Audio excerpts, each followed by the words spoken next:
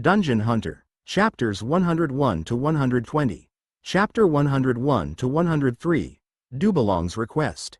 Okuyo's Arm. I tossed it in front of my dungeon in China. Buds sprouted from the arm and unknown flowers were now blooming. Okulo's, I don't know what he got from me, but I won't be able to identify it now. On the other hand, I know him a little bit better. I noticed something when he used the naturalization skill. Roots came out from Okuyo's body. I looked at the arm in front of my dungeon. This was China, at the dungeon that originally belonged to Saman. Unless information was exchanged among his faction, Upa wouldn't notice that this was my dungeon. As long as Okulos didn't take dungeons from other demons, he wouldn't know that movement between dungeons was possible. I would be able to respond sufficiently if Okulos made any movements. I moved to the top floor of the dungeon where Sik was red-faced. Sik, this bitch, how could you do that? Bah, what did Yi do? And why is Sik calling me such a tasteless name? There was a familiar face. Yi was yelling at Sik with crossed arms. I guess the fairies can also move between dungeons. Movement. I thought I could only move my body, but it was possible for the fairies to move as well. Guyo didn't see the need, but Yi seemed to have passed ties with Sik. I worked so hard to find that flower. You just stepped on it. Omo, Yi did that? Well, that can't be. There is no way Yi would step on such a flower. Sik's shoulder was hit. But Sik said I was going to bring a flower to you. That bothered Yi too. I didn't want you to bring me anything. Yi got goosebumps because of it. Sik, I can't forgive you. Just wait until I become the Fairy King. Yi, that can't be. Master is crazy about Yi. Third parties should stay out. Do you think that you can steal Yi's place? No. Master gave Sik a chance. No. Master is crazy about Yi. No. I interrupted before the two started to fight each other. I will give fair chances. Master. Master. Sik cheered while Yi pouted. The ties between both of you are deeper than I thought. It is a bad relationship. Yi's stalker. Please scold her. Yi sat on my shoulder and rubbed her cheek against mine to show off her closeness. Sik's face reddened. Did anything happen while I was away? No, Master. Yi has something. Master hasn't been back to the dungeon lately. So Yi wanted to deliver this to you directly. Otherwise I wouldn't have come here to see this ugly kid. Sik immediately protested. What? Bah, they were like cats and dogs. Yi ignored Sik and held out a small piece of paper. There were short sentences written. I didn't take my eyes off the paper.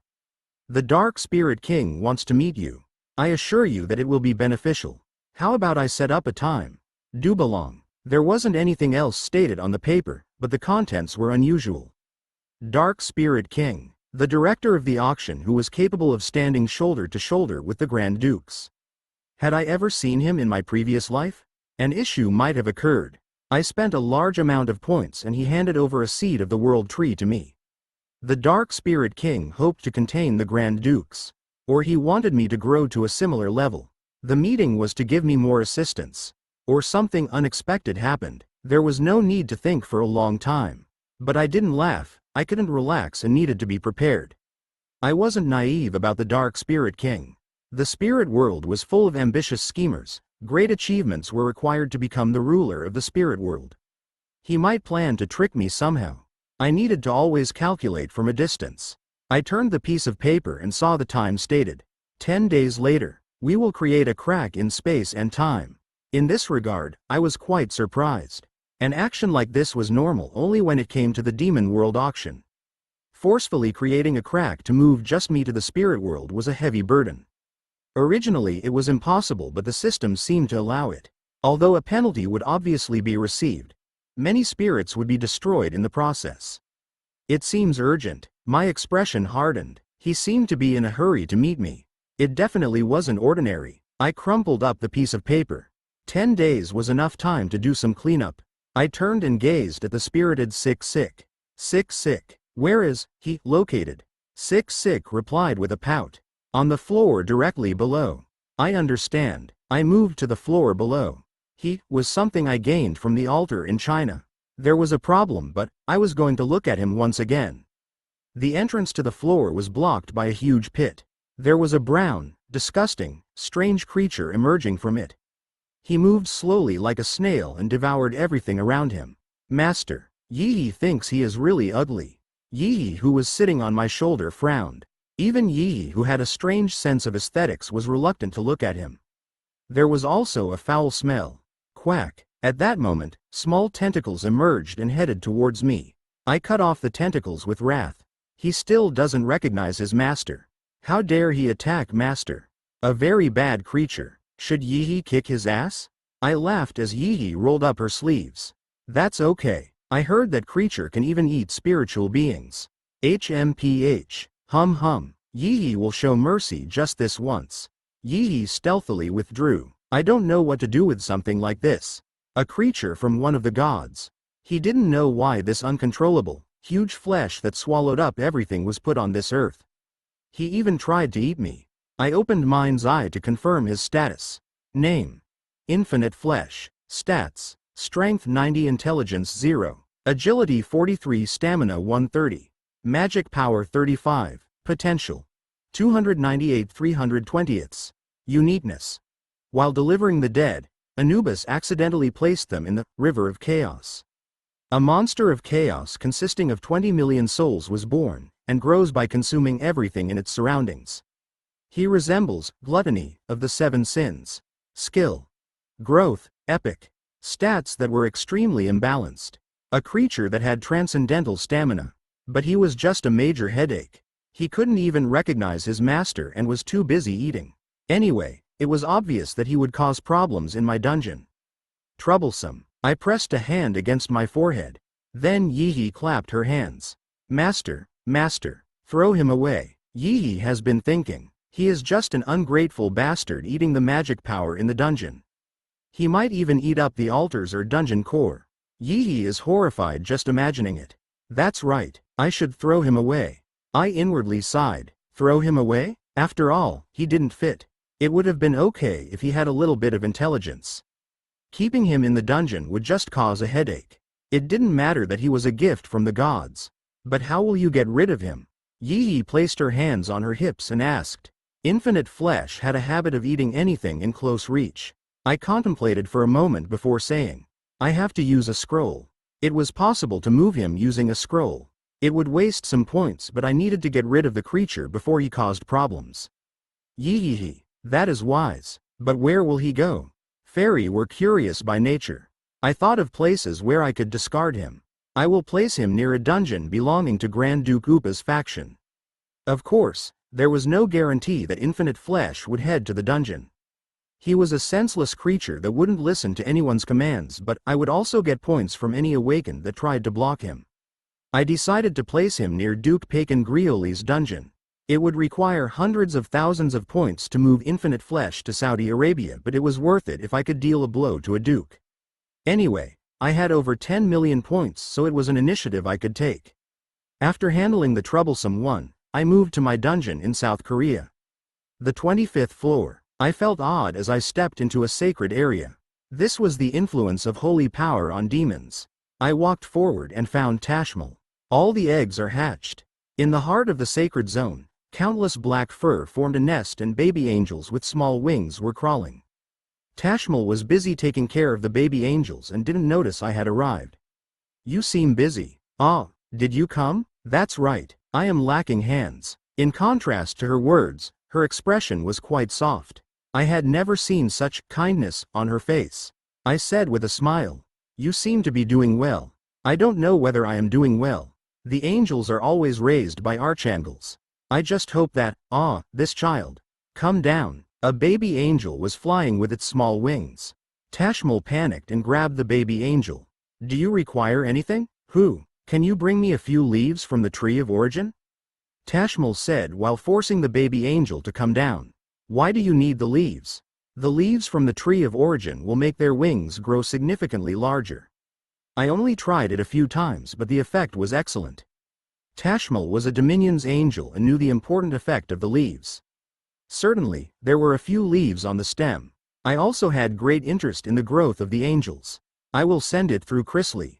Thank you. I nodded. Over time, I would start breaking down Tashmal's wall. She accepted the reality of raising the angels, but her final mission was to kill all the demons. She wouldn't take action towards me until the end, so it wasn't easy for her to say thank you to me. If you need anything, then speak to Chrisley. Anders, this troublemaker. You aren't ready to fly yet. Your wings are still weak and might break. Tashmal was busy. I shrugged and turned away. The angels had grown. Tashmal was a fallen angel, so I was glad it didn't cause any problems.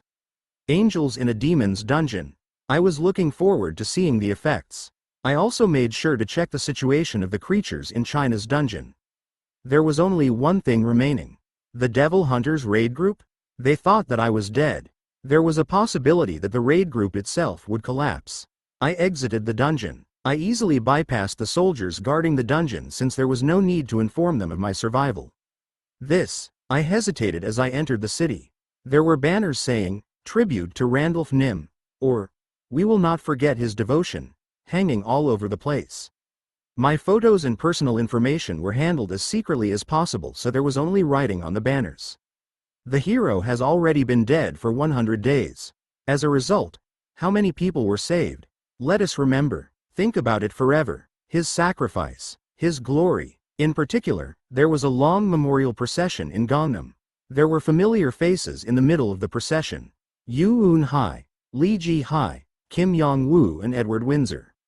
Yoo Eun-hye in particular had tears streaming down her face and was dressed in the color of deepest mourning. Her face was slender like she hadn't eaten. It was bigger than I expected. This had escalated more than I liked. Intense feelings that I couldn't easily dismiss. I should think of some ideas in the spirit world. I never thought my influence would be this great. Well, I was the strongest awakened with a level that no one could ignore. I had forgotten that humans were sentimental towards the dead. It was a scene that I never saw in my previous life. I should handle it carefully. I needed to think of some ways to address this problem. I headed back to my dungeon. The promised date with Dubalong was approaching.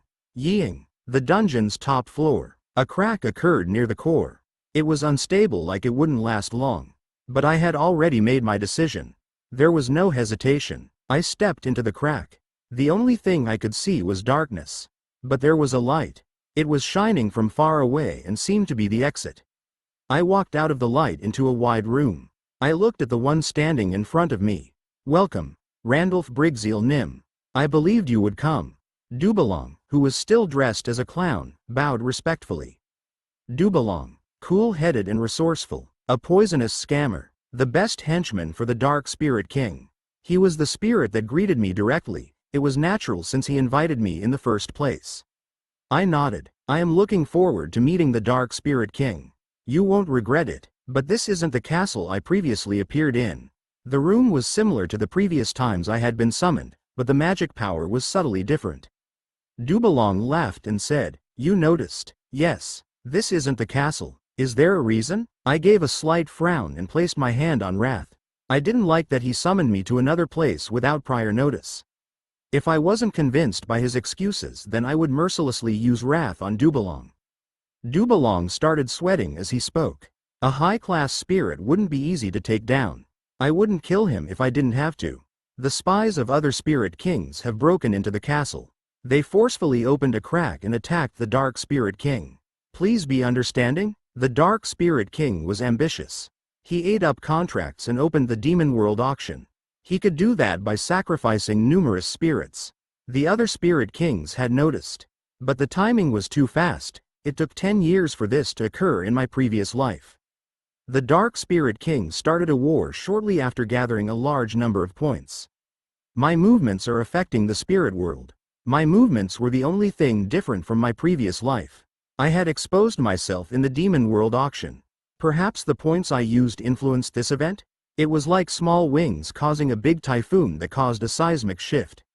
Strange. Would it really be that easy to defeat the Dark Spirit King? Dubalong's forehead furrowed. Who? Do you know the mythical creature from the middle world called the Shadow Emperor? A familiar name. I nodded. I know. We could never touch the treasure trove he left behind. No, to be honest, it was absolutely impossible, but recently there were signs of a dimensional move. The other spirits dispatched a military force and used it for navigation. Ah, that was the cause. Now the fog had cleared. The spirits were interested in many things on the middle world. Something happening in the middle world would naturally catch their interest.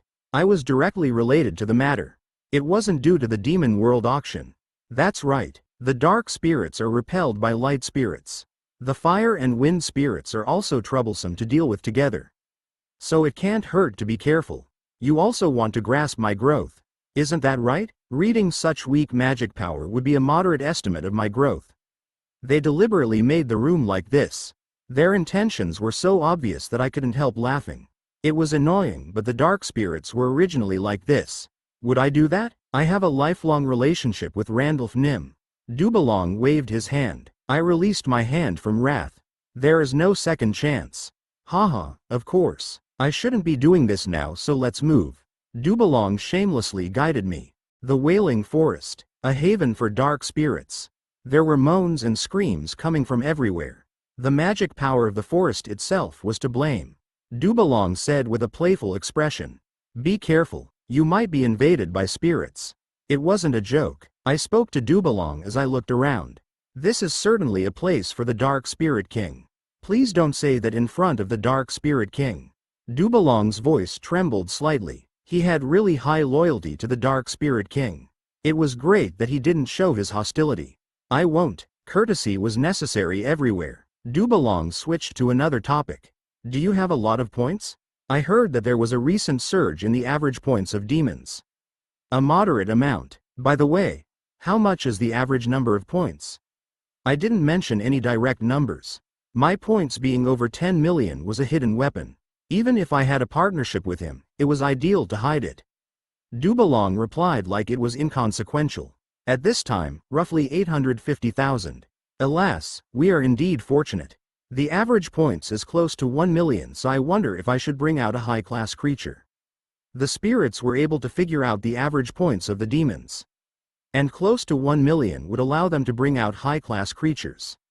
3 years. The emergence of high-class creatures was really fast. I asked a question after hearing those words. You don't already have one prepared? It happened so suddenly. There are a few candidates. Recently an older titan was obtained. There was also a whale-shaped creature found in a cave. They are candidates, but Dubalong shook his head and said, my offer from the past is still valid. Would you like to make a deal if you have any high-class creatures? We will pay for it. I will think about it. We had a relationship, so there was no need to outright reject him. It was important to properly look after the relationship. Of course, I had no intention of handing over the high-class creatures I obtained from the gods. I hope it moves in a positive direction. Dubalong shrugged. Soon they arrived at a cleared area. There was a big thatched building in the center of the cleared area. It is simple. The Dark Spirit King doesn't like luxury. It was nonsense. There was no end in sight to the size of the Demon World auction. I didn't know it personally, but the nature of the Dark Spirit King didn't fit with those words. At that moment, Dubalong turned towards me. He said with a stiff expression. His request, please don't refuse it. Dubalong walked up to the entrance. The door opened and a tall man wearing a black cloak was sitting in a chair. He wore rings on all 10 fingers, and accessories covered his body. There was something everywhere I looked. Splendorous was a description that matched him. It is nice to meet you. I spoke first. The Dark Spirit King burst out laughing. Nice to meet me? Pua, come in. From a distance, he looked like someone who would make a big fuss, but this was only a facade. I sat down across from the Dark Spirit King. I immediately looked at him with Mind's Eye. Mind's Eye, XU, has penetrated, Shadow Eyes, XU. Attack rate 60%, high magic power correction, 96. But the opponent's intelligence is higher. The attack rate is 54%. Specific information about the opponent will be private. Name: Adonis. Occupation: Dark Spirit King. Title: * The Dark Spirit King. Epic: Strength and Magic Power +6. * Ruler who causes trembling. Epic: Magic Power +10. * Behind Shadows. XU. Strength +8. * Those who despise. XU. Stamina +8. Stats: Strength 100. +14, Intelligence 100. Agility 100, Stamina 100, +8. Magic Power 100, +16. Potential 500 +38. Uniqueness. Skill. Tremor. Shadow eyes. XU. Adonis frowned. What are you looking at? I like your accessories. I crossed my legs, but inwardly I was completely different from my composed exterior. How great. A total of 538 stat points. He was already a transcendental person. Yet he still failed to break through his limits. Maybe it was frozen at this point because he couldn't break through. He would become even stronger if he went over his limit. There were also question marks. His ability was on a similar level to the Grand Dukes in the demon world, so I couldn't help feeling admiration. You really are an unknown person. I am anxious to hear why you called me here. I had no intention of having comfortable small talk. Adonis cupped his chin. Before that, I would like to ask you something. What do you see yourself as? Devil. I wouldn't let anyone else become the devil. It was a resolution that I made every day. Adonis was at a loss for a moment after my reply showed no hesitation. A great aspiration. Randolph Briggseel, you resemble me in that sense. Are you aiming to rule over all the spirits in the spirit world? That's right, not just a spirit king. I am determined to truly become a god. In order to do this, a lot of help is needed. I knew the problem. It was like trying to walk among the stars. I just sat there as Adonis laughed. I wouldn't normally ask, but I am very curious about you, Randolph Briggseel. Your attitude didn't change. It's like you were aware of this from the beginning. Your curiosity shouldn't touch someone like me. A cool personality. Good. I think we should start talking specifics. I feel more at ease after talking to you. So I ask you, Randolph Briggseel, will you form a contract with me? A contract with a spirit. That was the main point. The request that Dubalong told me not to reject. It was taboo for the dark spirits to make contracts at the Demon World auction organized by them. There could be issues of fairness the moment someone received favoritism. But the dark spirits had many tricks. This contract would be formed away from the eyes of the system. The problem, this was the Dark Spirit King. Why? Do you really need to go to such lengths? Things are changing very quickly. Randolph Briggseel, you must feel it as well. There are many enemies, but our number is too small. However, it is a different story if we can help each other. Accepting it would allow me to leap forward. It didn't seem unusual at first glance, but the agreement seemed to only be beneficial to me. The Dark Spirit King wouldn't get a lot of benefits from helping me. Such a contract with the Dark Spirit King, he was aiming for something. Adonis was a greedy bastard. That was the one thing I knew for certain. A contract with a spirit, sharing our capabilities with each other. Even if it is just helping me keep the demons in check. What does he have to gain from the contract? I thought for a moment. Getting a contract from me. I wouldn't be bound by a contract unless I figured it out. I have to determine it. There needs to be some significant reason before I accept. If not, there was no need to form the contract. He didn't know about my overwhelming points, my growth rate, or the situation in my dungeon. It would become harder if anyone figured out even one piece of that information. Adonis would need to go beyond simply helping to direct intervention. I reject. There was more harm than good. Adonis' expression changed at my reply. Why? This is a chance to preempt the goods from the Demon World auction. I will also give you necessary information about some dungeons. And if you help me grow, we can both be the best in the future. Losing his temper. But my position was the opposite. There was a need to immediately straighten it out. Talk. I got up from my seat and slammed my hand against the desk.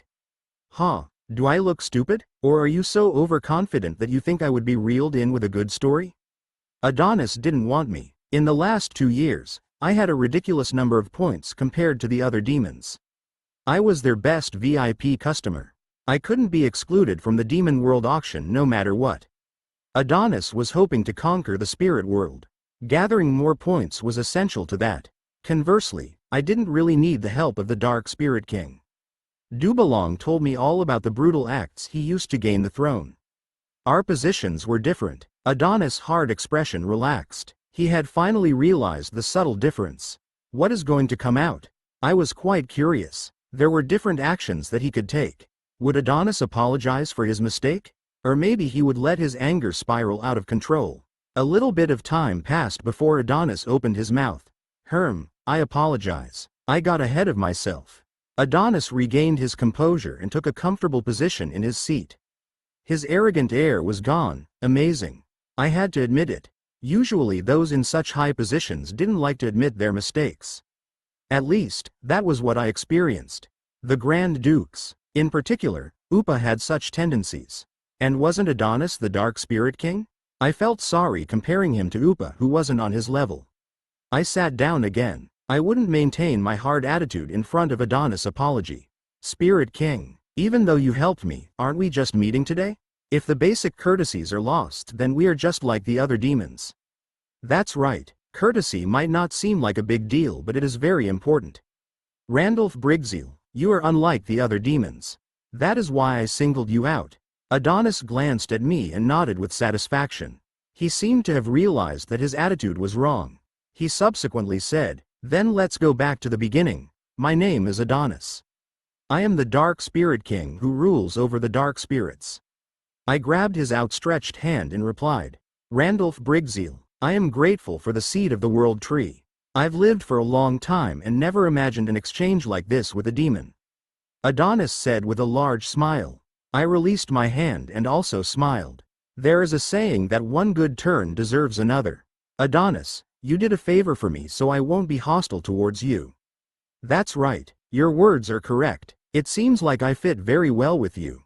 It was my mistake to immediately talk about the contract. There was a warm atmosphere in the room. However, it could change if the incorrect button was pushed again. Adonis' smile remained unchanged as he said, "But Randolph Brigzeal, telling you about the contract also isn't a bad thing. The contract even exerts its power over the Spirit Kings. In addition, any resistance you face in the spirit world will disappear. No one would dare oppose my authority as king. I'm not a person who leans on the authority of someone else." I see that, but the difference is huge. Is it really leaning on authority? The spirits have access to other worlds. It isn't impossible for the spirits to find and monopolize treasures from other worlds. The access of the spirits to other worlds. A clear variable. If they didn't need to force open a crack, then they could go back and forth from the spirit world. Of course, the personality of a demon made it hard for them to form a contract with the spirits, but they had a road that I could take. However, do we really need to make a contract with each other? It would be favorable if we listened to each other. Randolph Brigzeal, I hope that your growth is like the sea, and entering a contractual relationship will allow us to become equal to each other. You will be the devil and I will be king of the spirit world, an invincible combination. No one shall touch us."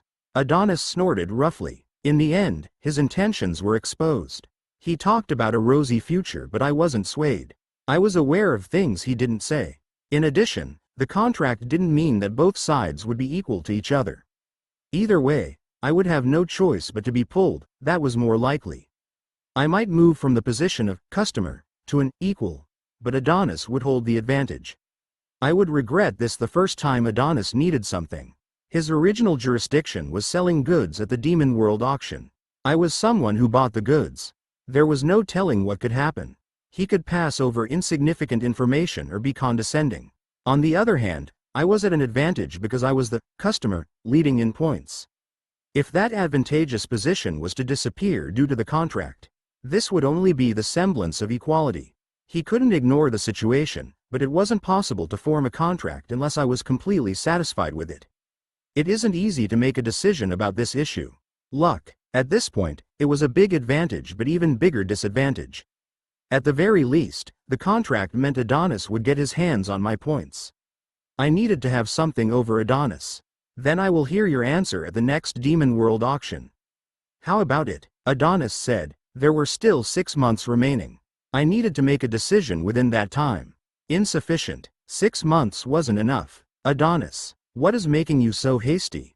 I told you, the surroundings are changing too quickly. There is a need to prepare. Due to the movement of the other spirit kings? Yes. And heaven, the demons aren't safe. So before that, the both of us need to build a united force. Adonis closed his mouth after saying that. The movements of the other spirit kings. Adonis was concerned and wanted to use illegal methods to gain the position. It had only been 3 years, so they was lacking preparation. It would be impossible for the spirit kings to catch Adonis if they had to keep fending off his attacks. My mind understood why he wanted to secure his position. He intended to use me to grow. Maybe he intended to use me as a shield.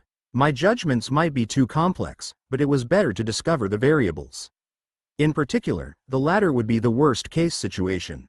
When thinking about it, there weren't many subjects where I could be neutral. Adonis. That is why we need to be more cautious about each other. Frankly, dealing with the Grand Dukes alone is an arduous task. It would certainly be reassuring if I had your aid. But more time is needed for trust to build. If the day comes where we need to fight back to back, I hope you won't be someone who betrays me. I stared into Adonis' eyes. I wanted to become the devil, but common sense dictated it was impossible to deal with the Grand Dukes alone. He didn't know about the hidden cards I received from coming back. Adonis. He would have to reach out to help me. Huh? Randolph Brigzeal, you truly don't think like a demon. I don't know where your confidence comes from. If you are going to stand at my back, I also want to be aware of your level. 10 million. 10 million? That is the number of points I have right now. It hasn't been that long since the last Demon World auction finished. Is that really true? I had used millions of points in the second Demon World auction. Judging by Adonis' reaction, he hadn't fully identified my scope. A superficial knowledge, yet he still coveted me. He would drool even more if I revealed more of myself. I just laughed. If it is false, then won't you find out at the next Demon World auction? That would be foolish. Does that mean you will use more than 10 million points in the next Demon World auction? Of course, if you have some good things prepared. Adonis frowned slightly. There were signs of struggle on his face. But he soon made a decision. Okay, that kind of strength. I guess you don't need my help right away. We will establish a relationship over time and talk about the contract again later. At that time, we can meet face to face with each other. Adonis retreated a step. Thank you for your patience. No, it was a reasonable opinion. Either way, this talk shouldn't end here. I want to show you the alcohol and beauty of this place. I am just accepting a friend's request. Friend. Pua. Yes, it is polite to accept a friend's request. Friends. Adonis said that word for the first time. It showed he intended to make this favorable relationship last long. Kung. Adonis knocked on the table and shouted loudly. Dubalong. Prepare alcohol and women. A small banquet was held. Alcohol, fruits and dozens of beauties were prepared. Take this. Rather than gold and silver, I will give you a box of this precious, rare alcohol. Adonis was a wreck. He became drunk and took off all his clothes while surrounded by women. But his eyes never lost their sharp look. He moved quickly after confirming my existence. The alcohol and women were to receive my admiration. A great drink. Pua, I told you, today is a special occasion, so let's drink to our glory. I don't enjoy drinking alcohol, but I can drink this one every day. Where else can you enjoy such alcohol? Why are you rejecting the lithe hands next to you? If you don't like them, then I will bring out men. It is more delicious to eat at the end. I embraced one of the succubus near me. Alcohol and women. It wasn't very good, but I didn't hate it. I would receive the present. And it was necessary to give in a little bit here. I tilted the glass and slowly poured the drink on her cleavage. And the succubus slowly bit my ear. The banquet ended and I exited after enjoying the succubus. Dubalong was nearby waiting for me. Was the banquet fun? There is no need to say anything. I'm glad. I hope there weren't any problems with the request. In the first place, our relationship was helping each other. I couldn't refuse, I said in a moderately serious tone. Dubalong smiled while guiding me. We arrived at the location where I was first summoned. The crack was still there. Dubalong bowed as I entered the crack and said, Then, Randolph Brigzeal Nim. I will see you at the next Demon World auction. Chapter 104 to 105, Abnormal Proliferation. The dungeon's 18th floor, the mountain zone that made up the habitat of the saber tigers. There were more than 600 saber tigers around. The configuration of the group was different. Around 50 had formed a group in order to take over other areas. And one of the saber tigers received the best evaluation and was called the boss. He led 100 saber tigers and succeeded in mating. After sowing several seeds that didn't give birth successfully, he finally mated with an attractive female and received offspring. His offspring was born after 3 months of pregnancy. It was very healthy. The problem was, the cub was a different color. Ordinary saber tigers had brown fur, but this one was white. His entire body stood out as unusual. Saber tigers were agile and skilled at snatching the enemy from the shadows. So the white color was a sign of a leader. The boss decided. It was a difficult birth and he was confident the group would follow his lead. He would use this opportunity to make other males yield. He put in strict measures and hunted the group of orcs. The cub grew well, and after a few months passed, the boss found out that he was deluded. This cub was unlike the usual saber tigers. It was true that a king of the saber tigers was born. But the king was a little too prominent. The degree of rebellion was enough that he even wanted to challenge the dungeon master. The white saber tiger, known as White, he reached an adult size in only a few months. And he already had dozens of saber tigers following him. Among there were newcomers who had just been born. After White was born, the reproduction rate greatly increased. Their numbers reached 300. Of course, they had to become fully grown in order to fight. White showed the most extraordinary performances in the fierce battles. But White didn't feel any exhilaration. This much was natural considering his position. He had separate complaints. First, he had high intelligence.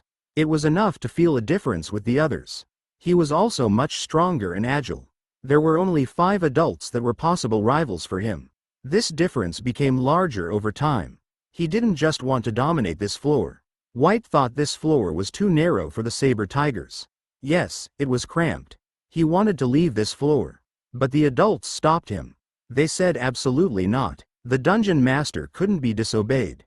If he stood before the dungeon master, then he would instinctively follow. Nonsense. He was a king, a symbol of freedom. No one could oppress him. Gerwong, White howled. He gathered those that belonged to his group. This was his first priority. The true king of the saber tigers would leave this floor. He would widen his forces and even become the master of this dungeon. White of the saber tigers proclaimed himself as the true king of this place. The numbers in his group gradually increased. White showed an overwhelming strength that made others submit to him. He managed to get his paws on half of the saber tigers when something happened. A bump, an existence similar to himself. That black bastard, an unusual black saber tiger, was born around this time. Before he knew it, Black increased his forces to a similar level. That guy was also strong. He admitted it, but there couldn't be 2 kings. It was inevitable that they would bump into each other. A fight between bosses involving their sharp teeth. They fought until they were both bloody, but the result was that White won. The black saber tiger declared defeat. White rose to the position of king. But it didn't end here. White vowed he would become king of the dungeon and left the floor with a large group of saber tigers. They climbed up one floor and the dark bears appeared. Their numbers weren't much and defeating them was easy. However, the 20th floor was a sea. White was distressed since he couldn't find a way to bypass it. He determined the method to cross the sea would be obtained downstairs. He subdued the enemies while going down and arrived on the 15th floor. This was the unusual place where the dark elves resided. White was happy. They would be able to tell him how to cross the sea. But White didn't compromise. All those not part of his group were enemies. He would use force to make them spit it out. He soon encountered the dark elves. Actually, the ferry has collapsed and Dungeon Master is quite busy right now. The dark elf in the lead. A female. She was different from the other dark elves and it was the first time White felt pressure. Grr. Surrender. I don't know how you left the 18th floor, but this is due to the influence from the abnormal proliferation.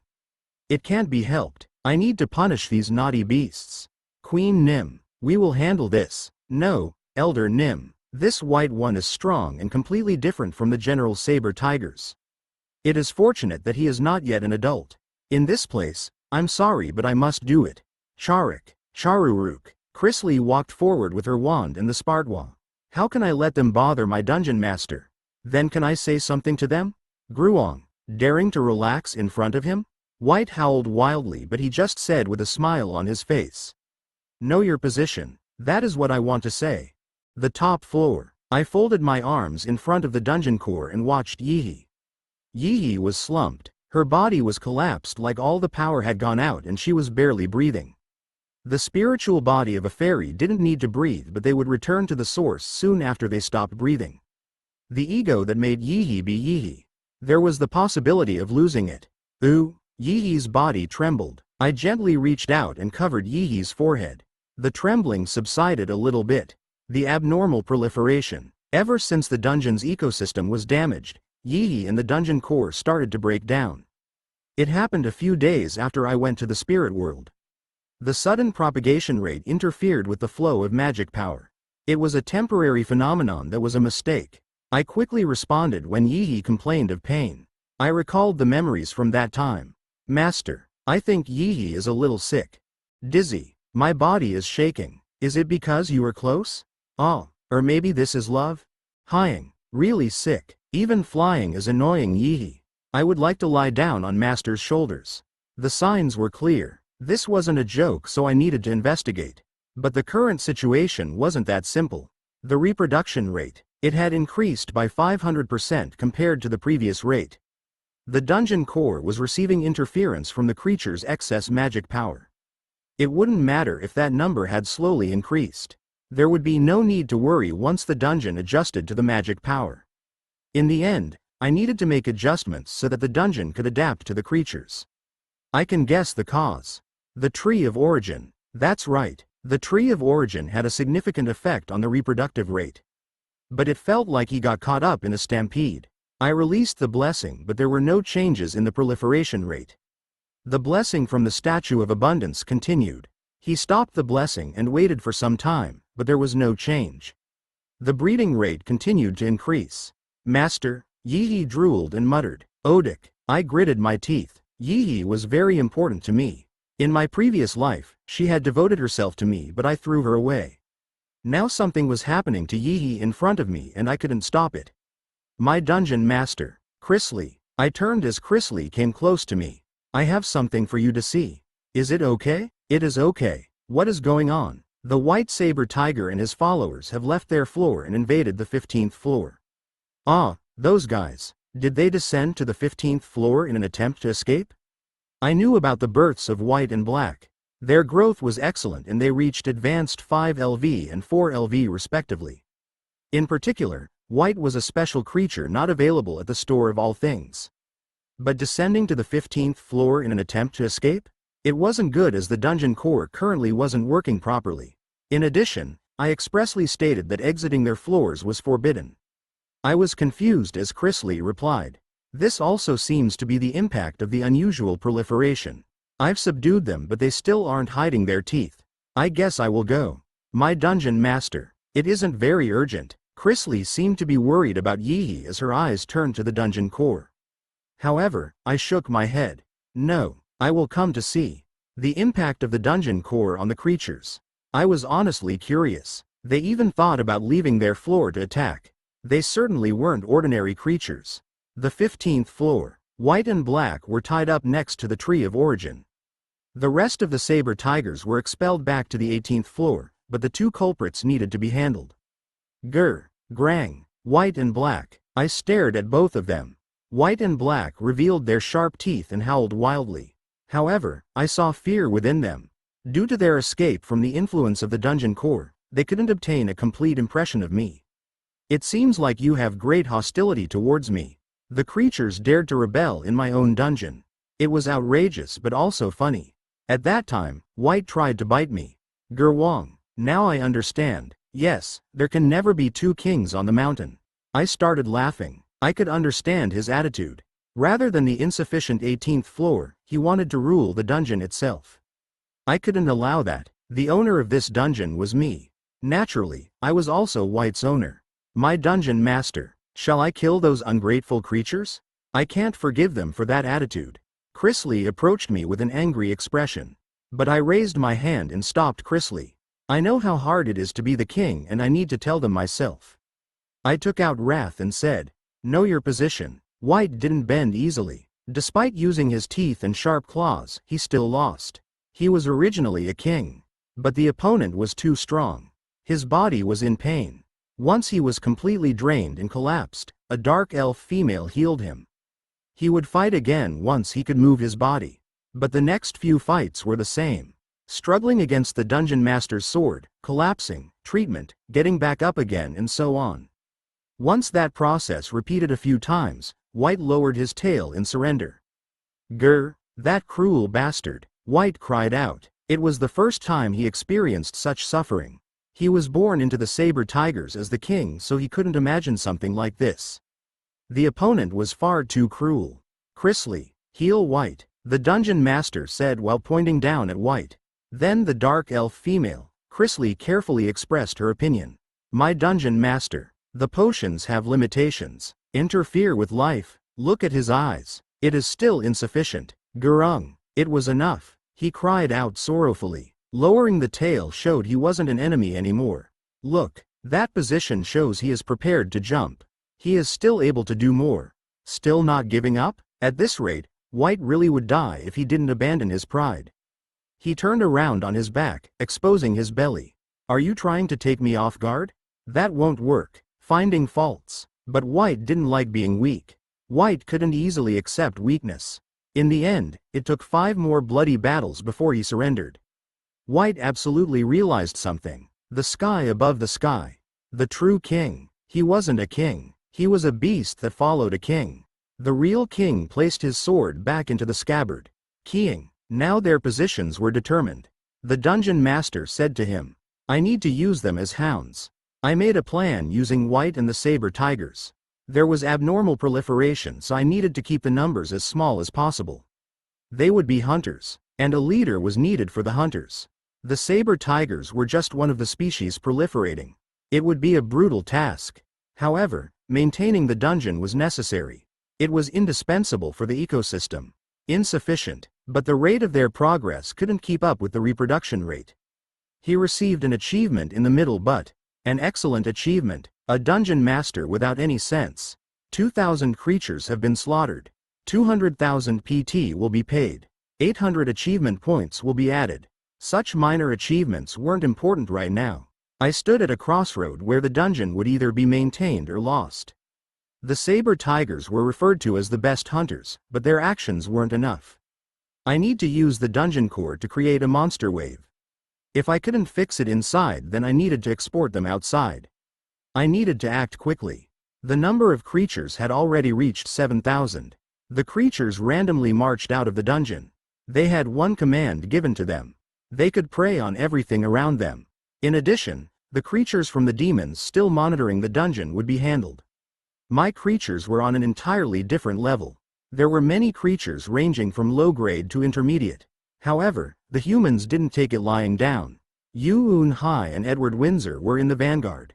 I will kill all of you. Nuna, leave it to me.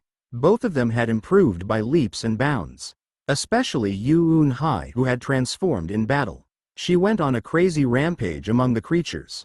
Edward was also filled with negative feelings towards the creatures and easily dealt with the intermediate ones. Plus, the awakened in the guilds were rapidly growing. Humanity's enemy. Anger towards a common enemy. They adapted due to that drive. At the next meeting of Heaven's Will, Kim Yong-woo had a large sword by his side. We can win. We will win. They won't defeat us. That was the starting point. The hero who died. He blocked the creatures for them. The full-fledged threat changed them. The people of South Korea, the awakened, no longer stood still or ran away. Despite releasing a number of creatures, I knew that it was only a temporary measure. I could gain some room, but it wouldn't lead to permanent peace. The same problem would continue unless I removed the root cause. The propagation rate was steadily growing. The quality was never diminishing. Time passed. My anxiety reached peak levels. Yi didn't wake up and the light from the dungeon core was waning every day. Tree of Origin. I knew the cause. I knew but was unable to move my hand. However, I pulled out Wrath. Then I headed towards the Tree of Origin on the 15th floor. Dungeon Master, please calm yourself. There are other ways to solve it. Julium realized my intentions and knelt down before me. The tree was the representation of their desires. But it was no use. My patience was already dried up. Julium, I need to remove the cause of the side effects. This decision was long overdue. In fact, I should have moved quicker. Suik, Paysak, I brandished my sword. A corner of the Tree of Origin was cut down. Julium's body trembled and he grabbed my pants. Ah, no, please, please not the Tree of Origin. If the dungeon collapses, then there will be no tree. Don't block me. I will cut you both down if you continue acting like this. Kua. It was right at that moment. The tree of origin made a sound like it was screaming. It tried to defend itself. However, that was just wishful thinking. Pasazik. Hundreds of branches were cut down. I was using the skill dark sword so the severed objects didn't grow back. Kua, shut up. I've endured it for as long as possible. This wouldn't have been necessary if you hadn't disturbed me. I had an indifferent expression. As I used my sword, Julium and the dark elves in the vicinity blocked their eyes and ears. They couldn't help shedding tears. The tree of origin was the source of their dreams and hope. The only sanctuary in this dungeon. Now it was being cut down indiscriminately. They couldn't block it. A sense of helplessness filled their bodies. I stopped to take a breath in the middle. My dungeon master. I found something. A person who can communicate with nature. Chrisley, who previously left the dungeon, had hastily returned. There was a small human girl with her. A human girl. She was approximately 9 years old? An existence that didn't fit in the dungeon. She didn't pay attention to any of the surrounding dark elves. The girl looked at the tree of origin and started weeping. Ah! The girl sat down close to the tree of origin and started embracing it. I realized straight away that the girl was an awakened. Dull eyes. I also recognized that she wasn't normal. Autistic? Yes. But she can communicate with nature. Chrisley showed her resolve in addressing this problem by leaving the dungeon. That was 2 weeks ago. Then this was her answer. I opened mind's eye. Name. Lee Sarong. Occupation hero. Nature person. Title. Asterisk comforted by nature. XU. Magic power +8. Stats. Strength 21, Intelligence 3. Agility 15, Stamina 18. Magic power 55, +8. Potential. 114 +8 425. Uniqueness. Intelligence is very low. Due to this, it is possible to communicate more closely with nature. Skill. Comfort, XU. Natural fairy tale. R. Nature communication, U. A familiar name. A familiar skill. Very high potential. Queen of benevolence. Just like Yu Un-hai had the name, Lightning Queen, Lee Sarong was famous for her kindness. In the second half of the war, as the earth was driven to destruction and food became very low, humans started eating humans. The awakened couldn't easily believe in each other when Lee Sarong appeared. She used the powerful natural fairy tale skill and revived the land. Plants took root and started bearing fruit. As the food shortage was resolved, the awakened could use their power properly to strike back at the demons. That's why Lee Sarong was called Queen of Benevolence. Without hesitation, she equally spread love among humans. I knew she was a South Korean, but I didn't expect to encounter her in a place like this. Communicating with nature, Lee Sarong was definitely remarkable. She wasn't affected by the dungeon and only cared about the tree of origin. In addition, Lee Sarong had stopped the tree of origin from screaming. But won't it be difficult to converse if she has autism? It doesn't seem to solve our problem. She could communicate with nature, but there would be no way to tell me what it was saying. Chrisley expressed her opposition. She is unmistakably the key to solving this. My dungeon master, if given a bit more time. Chrisley's words were interrupted. Lee Sarong had placed one hand on the tree while the other one slapped her chest. It was like something was weighing down on her. I will give you a week. Analyze that child's behavior and figure out how to stop the tree. Thank you, my dungeon master. You will not be disappointed. Chrisley and Julium next to her sighed with relief. Saruk. I put away my sword and headed back up to the top floor. Exactly 1 week passed. I stood in front of the tree of origin while holding Yi in one hand. Chrisley stood to my left and politely said to me, "The tree of origin is a necessary existence. Right now it can't control itself." Then Yi? She is an origin spirit. Tashmal will testify. Tashmal started speaking. That's right. I thought it was strange at first. The tree of origin and origin spirit should pair with each other. I believe it is because she is still too young. I looked between Yi and the tree of origin. Yi is a fairy, similar to a spirit but clearly different. Perhaps there can be a substitute system? Spirits were born in the spirit world. By nature, a fairy took a long time to mature. Chrisley answered the obvious question. My dungeon master. The fairy is very special. She is linked to the dungeon core. That leads to a massive amount of magic power. It should be enough power to control the tree of origin. Okay, The method? The human girl's fairy tale skill. If you make the girl an intermediary role. Li Surong looked up at Yi. She stretched out her hand like she was asking something. Do it well if you want to get out of here alive. I threatened while handing Yi over. Yi might be young, but she was still linked to the dungeon core. It was a privilege to be able to touch her spiritual body. Li Surong took Yi and ran up to the tree of origin. She closed her eyes and instinctively used the natural fairy tale and nature communication skill. Kuu. The tree of origin gave a small cry. The resonance had begun. Chapter 106 to 108, Dungeon Destruction. Everyone in the area held their breaths. It was the same for me as well. I silently but intensely stared at Li Surong and Yi. Li Surong was known as the Queen of Benevolence in my previous life. Chrisley had brought her. I didn't expect much, but she came up with a way to solve the problem with the tree of origin. Destiny? A bond? I didn't believe in such abstract things.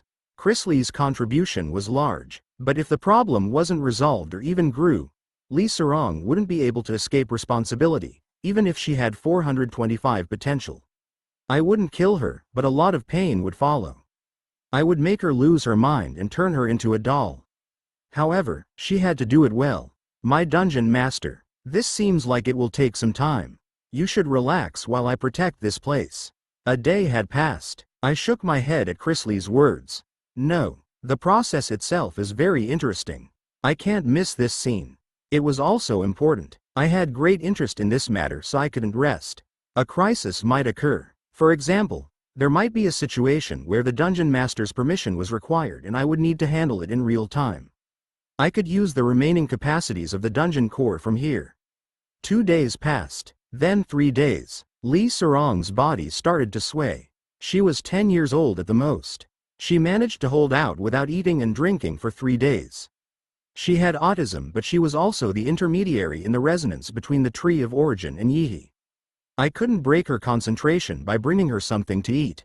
And after one more day, Kuu, the tree of origin trembled. The branches extended and embraced Yi and Li Surong. It was the first time there was movement in the last 4 days. Everyone was focused. All the dark elves were holding their breaths as they watched the situation. I was no different. Soon the tree of origin completely embraced Li Surong and Yi. The tree of origin has acknowledged the fairy of the dungeon core as soul companions. The tree of origin has become more complete. The fairy of the dungeon core has been promoted to origin fairy. A fairy has been successfully promoted for the first time. The origin fairy is present together with the tree of origin. The fairy will return to her original state if the tree of origin disappears. A decision. The compensation for the achievement is currently being calculated. 5,400,000 PT will be paid. 5,000 achievement points will be added. Excellent. It was the first time I had seen such high compensation. Yi was also changing little by little. Her wings grew longer and her limbs became slightly more elongated. Her hair also grew. She was still chubby like a 1-year-old, but it seemed like she was feeling better. Yi slowly opened her eyes in the heart of the tree of origin. She didn't seem to know how to express herself. Her eyes were glazed as she looked around. Then Yi saw me and gave her silly smile. Yi tilde. The abnormal growth stopped. As expected, it was a side effect from the tree of origin going out of control. Yi was promoted and became more versatile. She could properly utilize the tree of origin to exert a strong physical force. For example, she could strengthen the roots or take advantage of it as materials for equipment. Oh, materials like this actually exist in the world. The dwarves were excited. They could create things from mysterious materials. At the very least, the equipment would be rare grade. Some unique rated items might even emerge. A lot of the leaves. It will be helpful in raising the angels. And that wasn't all. The original tree of origin only had a small number of leaves. But the leaves doubled in an instant after communicating with Yi. I gave them to Tashmal and they could also be used as potion ingredients. The leaves from the tree had a strong healing effect. Taking them in the long term would also cause stats to rise. Thanks to repetitively taking them, I managed to increase intelligence by 2. Master, Yi will give you a gift. Yi, it is a strange-looking bead. Yi approached while I was checking the status of the dungeon. The bead was the size of a thumbnail but gave off an abnormal amount of magic power. It isn't strange, Yi asked. This is the essence of origin. It can be created once every year. It is very good to eat. There was something like this? It was something that the tree of origin could only create once a year. I opened mind's eye. Name, essence of origin. Description. An essence created by the tree of origin that is filled with 1 year's worth of magic power. It is almost impossible for the gods to obtain, so even they consider it a special occasion. Asterisk. After taking it, the maximum potential limit will increase by 1. Break through the limit. I looked at the essence closely. I knew what it meant by increasing the maximum potential. The potential threshold of a demon was 500. All stats could reach exactly 100 points. After reaching 100, a huge difference would be felt even if it only rose by 1. In my previous life, the Grand Dukes broke through the limit. But I didn't know the method. Of course, they couldn't have made the breakthrough using the essence of origin. Other methods were used. The essence of origin is one of the solutions to breaking through the limit. I nodded. This was important information. I didn't need this right now, but Adonis? He unfortunately reached his maximum potential and would find it hard to raise his stats even further. I could trade this with Adonis. It is an important key. The corners of my mouth rose. Good job, Yi. Then please stroke Yi's head. Yi stuck out her head. I hesitated for a moment before petting Yi's head. Yi was more pampered after she became the origin fairy. I wasn't as restrained anymore and stopped hiding my feelings. Yi, I like this. Yi will now go walk the bees. Yi laughed and flew off with red cheeks. I looked down at my hand. Origin fairy. Despite this status, Yi was still Yi.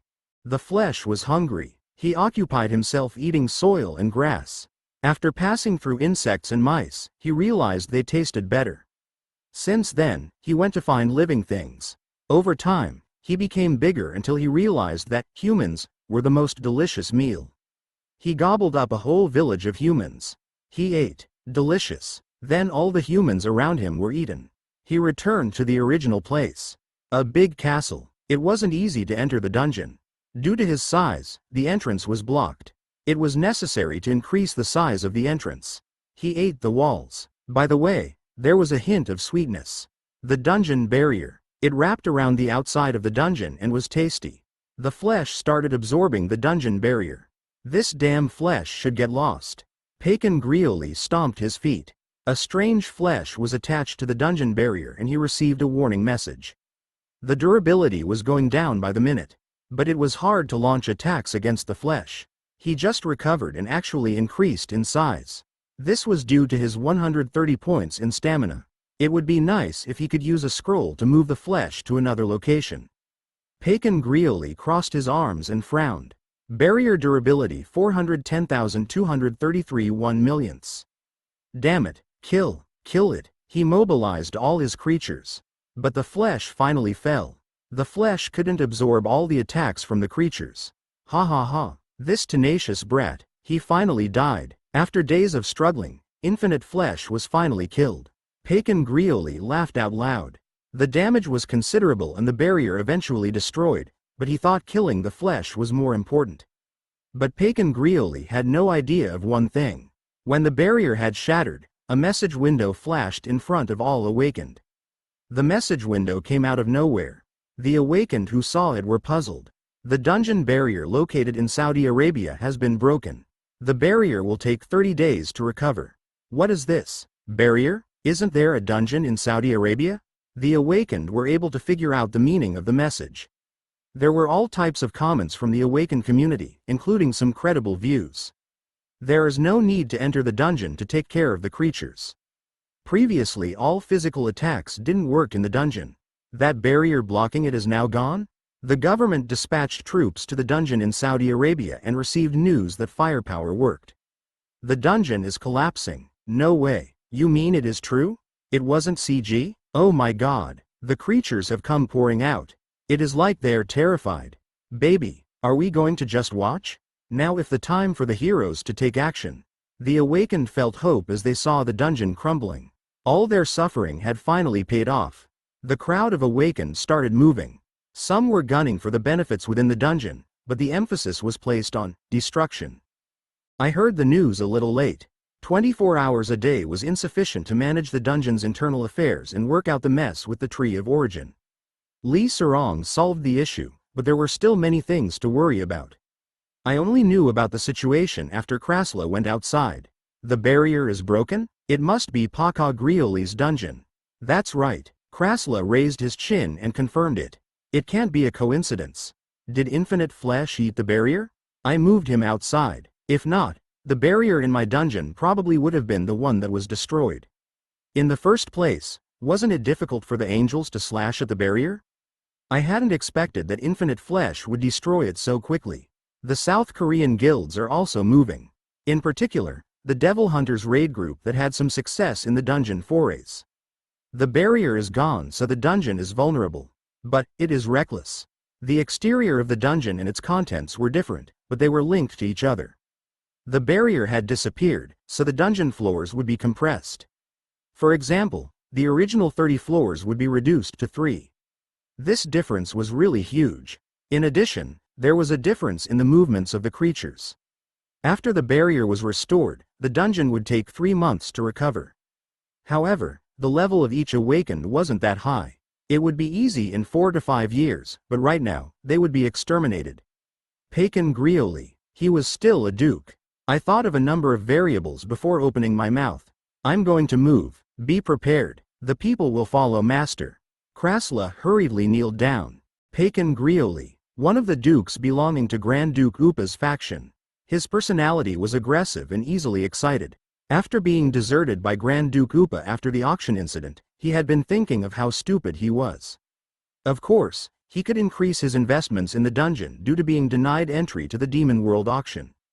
He got quite a few accomplishments due to that. The quality of his creatures wasn't bad. Rather, it seemed like he belonged to one of the leading groups. There was just one problem. Infinite flesh. He was simple and moved in slow patterns but had superior stamina. Pacon Grioli sacrificed thousands of creatures in order to get rid of it. It was reminiscent of a slime, but the stamina and size couldn't be compared. As a result, it took 2 months to kill him. 24 hours. He didn't rest for even 1 second. Pacon never imagined that it would be so hard to attack. But the damage was too severe. In addition, he used all the points he collected. He even failed to keep the barrier. Pacon Grioli felt like the situation was urgent. He wouldn't be able to stop other demons from invading. But the humans unexpectedly started attacking. These damn humans. Pacon Grioli ground his teeth together. The exterior wall of the dungeon has been destroyed. The 37-floor dungeon has been reduced to 4 floors. 671 creatures have died from the overlapping spaces. The creatures are confused and have started to escape from the dungeon. Kung, Cuckoo Kung. The dungeon shook relentlessly. Keek, Kiek. Due to the barrier disappearing, the authority of the dungeon core had weakened. The creatures with low intelligence were forced out of the dungeon. Pacon Grioli clenched his fists with rage. These mere humans. The weak. They would already be gone if it wasn't for his mercy. He used his creatures to completely destroy the powerful weapons that the humans used. He lost a lot of creatures, but he was still a duke. The number of creatures was sufficient for ordinary human opponents. But that wasn't the end. He destroyed the firepower, but a large number of awakened started moving. They were constantly striking. The awakened gathered from various parts of the world, starting moving towards his dungeon. It would be okay if it was just the awakened. They were just ordinary humans carrying weapons. The soldiers from South Korea were different. If the barrier was functioning normally, then products of modern civilization would be useless in the dungeon. The barrier was now gone, so the magic power wasn't working properly. The weak creatures died before the various weapons. The strong creatures were unable to cope with the vast majority of attacks. Swept away. The humans reached the 2nd floor in a few days. There was still the 3rd floor, and he was waiting on the 4th floor. I will kill all of you. Pacon Grioli growled out fiercely. Slowly move forward. Protect the soldiers. The awakened from all over the world. Among them was Heaven's Will from South Korea. They wore magic jewelry to communicate with each other. The United States and China followed behind them. There were some complaints, but it was unavoidable since Devil Hunters was the most famous raid group. This was a dungeon. They had to stick together. and a leader was needed. A tacit agreement occurred. Of course, there were many awakened who refused to obey commands from heaven's will. Now those awakened were screaming from all over the place. The captain of devil hunters, I heard that he died? Now it is just a mere raid group. Shouldn't those from China be leading? That's right, only the semblance of the raid group is leading us? How funny. And there were people complaining who ignored the screams. In particular, the ones from China were really noisy. They wanted to use this opportunity to take down a dungeon. The Black Society didn't want to lose to South Korea. The Black Society wanted to take the lead. What, only a semblance? Yu Un-hai couldn't tolerate it anymore and complained to the Guildmaster of Heaven's Will, Kim Yong-woo. Quiet, it isn't good to argue inside a dungeon. We need to be united in this place. Please don't cause an argument. The division continued. It was a long-awaited opportunity to surpass Heaven's Will. Kim Yong-woo had a lot of worries after the death of the captain of devil hunters. He was able to maintain his presence as guild master due to that existence. But the people twisted around him like hyenas once the captain of devil hunters died. He had to run every day. There was also strong pressure from outside. I am lacking. He inwardly laughed bitterly. Kim Yong-woo wasn't strong. There were stronger people overflowing in the guild. They were obviously greedy for the position of guild master. In this society, preferences were given to the strong. The weak were left behind. Kim Yong-woo was barely hanging on. I have to use this opportunity to resurrect myself. I need to survive in Heaven's Will. He could redeem himself right now. Destroying the dungeon, he needed to be the leader of this task. Then he would gain greater power for himself. He needed to control all movements. Failure? He didn't want to imagine it. There were those trying to pull him down. Devil hunters discovering the dwarf village on the 7th floor was a great accomplishment, but he was likely to lose all that influence if this was a failure. However, the Black Society was still noisy. Bah, the guild master is a scarecrow. Be careful with your mouth. Now isn't the time to find faults with each other. What, are you accusing me of something? If you're not scared, then open your mouth. Ha ha ha. They were obviously full of derision.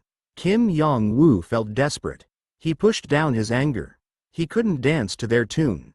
This isn't the place. Or have you gone crazy from losing so many lives? At any rate, these guys. But the other South Korean guilds didn't tolerate it. In particular, the Mithril Guild consisted of many young people without any patience. Japan and the United States were quiet but secretly jumped on the bandwagon. They stared at the Chinese. All members of the Black Society laughed. Watch your mouths. Do you want to fight? Hey, you don't have anything to say, so you want to settle it with violence? The guilds confronted each other. Stop. Kim Yong-woo squeezed in between them while sighing inwardly. They needed to help each other instead of fighting. The future was dark. This was only the 2nd floor, but more creatures would appear. Kururung, Kung, and his prediction was correct. Twin-head ogres, Cerberus, dozens of ice trolls, and hundreds of other creatures. You dare invade my dungeon? Humans, don't even think about leaving here alive. Pakan Grioli was in the center. The battle was intense. The situation wasn't good. The awakened could handle the general creatures, but the number of soldiers dying wasn't a joke. Hundreds of thousands of soldiers were dying while the awakened were struggling. Screams, and more screams. But the number of creatures was also rapidly reducing. In particular, the South Korean awakened were dazzling. The South Korean awakened as a whole were on a much higher level and could handle the advanced creatures. Even the quality of the items they were using was different. Each awakened was wearing some unique rated armor. They could deal blows to the advanced creatures to some extent. Damn, is he the dungeon master? Kim Yong-woo's body trembled. Yes, they could deal with the number of creatures gathered here. However, there was one person. He had a strong presence and commanded the creatures. Long, sharp nails. Teeth that were reminiscent of a wolf. He was terrifying in battle as he grabbed an awakened and destroyed them. An entirely different class. They weren't his opponent. The twin-head ogres were difficult, but he was on a completely different level. It made sense if he was the dungeon master. But still, it was beyond common sense. Cough. Line up. Don't give, act. He couldn't be seen. An afterimage. He came close to them in the blink of an eye. Kill him. Just kill him. The quick-witted awakened soon noticed that he was the king of the dungeon. In the end, they were no match. Some attacks were successful, but they were stopped at the level of the clothes. In contrast, the awakened were torn apart by his nails. What should we do? What to do? Kim Yong-woo fell into a state of panic.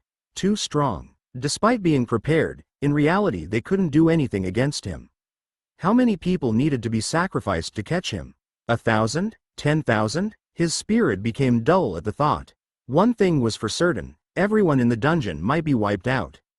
They would become victims of the creatures.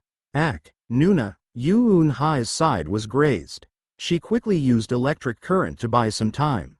Edward was aware of the situation and aimed his sword. But he could only swing it a few times. Edward had his chest pierced and collapsed to the ground. Cough. The two most prominent people in Heaven's Will. It was fortunate that they weren't instantly killed. Of course, it was only a matter of time at this rate. No. Kim Yong-woo pulled out his sword. They were the main backbone of devil hunters. His power was lower than theirs, and they would be the center of Heaven's Will in the future. He couldn't lose them here to the creatures. The dungeon master gave a cold laugh. He stretched out his nails and tried to take the lives of the two people lying on the ground. And, just before he killed them, Kwa-ru-ru-rung. In the dungeon, a thunder dragon poured down. Tens of thousands of people had entered the dungeon. They had divided into groups with their own goals, and only a few thousands remained alive at best. Survival? It was a ridiculous thought. The creatures were persistent. It was impossible to deal with them even if the groups combined. After some large-scale battles, some guilds and the Black Society left the battlefield. Some felt there was no hope and retreated from the dungeon. Dog scum. The remaining awakened felt nauseous. In the end, they used the people following them as shields. The Black Society deliberately left the battlefield to climb up the dungeon. They intended to monopolize all the benefits before disposing of the remaining creatures. A tacit agreement. However, those were just words. In reality, the awakened couldn't help feeling resentment. They had varying nationalities and just met, so they couldn't trust each other. It was a mere formal procedure. The awakened from different countries were like cats and dogs. The soldiers also moved according to their own benefit. This division made them vulnerable. At first glance, it seemed like the battlefield was tilting towards one side. The largest contributor to this was naturally the dungeon master. Overwhelming strength. He seemed like a god. The awakened tried to step back but were too late. The creatures surrounded them from every direction. They should have escaped from the beginning, just like some guilds and the Black Society. There was no more hope. Each of the awakened could feel it. The situation was urgent and they would soon be wiped out. Only screams could be heard as they lost hope. Help me. The sharp nails tore apart bodies. His eyes were dark and relaxed hands clutched the weapon. Little by little, things were tipping to the dungeon master's side. There was no way to reverse this. Chawahahik. All of the awakened felt despair. At that moment, someone rushed through the creatures from the direction of the dungeon entrance. A red spear tore through the creatures. Krasla. He quickly squeezed through dozens of creatures. What was going on? That question was in everyone's eyes. But the doubts didn't last long. This was a critical situation. There is a breach. The problem remained about whether to fight or retreat. Retreat. Fall back. The soldiers were the first to leave. They verified that the strength of the opponent was too much. The soldiers were more concerned about getting away from Saudi Arabia. The guilds from other countries also started stampeding away. The person wielding the spear was strong, but that was it. It wasn't enough to revive the dying hope. They were lacking something in their chests. But there was no escape. The Koreans in the front. The wounded. A few guilds. They were abandoned. The light had completely disappeared, and in its place was death. However, Dubuk, a man holding a sword, wearing a black, half-skull mask. He made his way to the center. The area around him seemed to be blurred by a strange haze and he drew the attention of everyone around him. As every eye turned towards him, the man raised his hand. Cheek. Kwa-ru-ru-rung. At the same time, lightning swallowed up the dungeon master. Yoon-hai's mouth gaped open.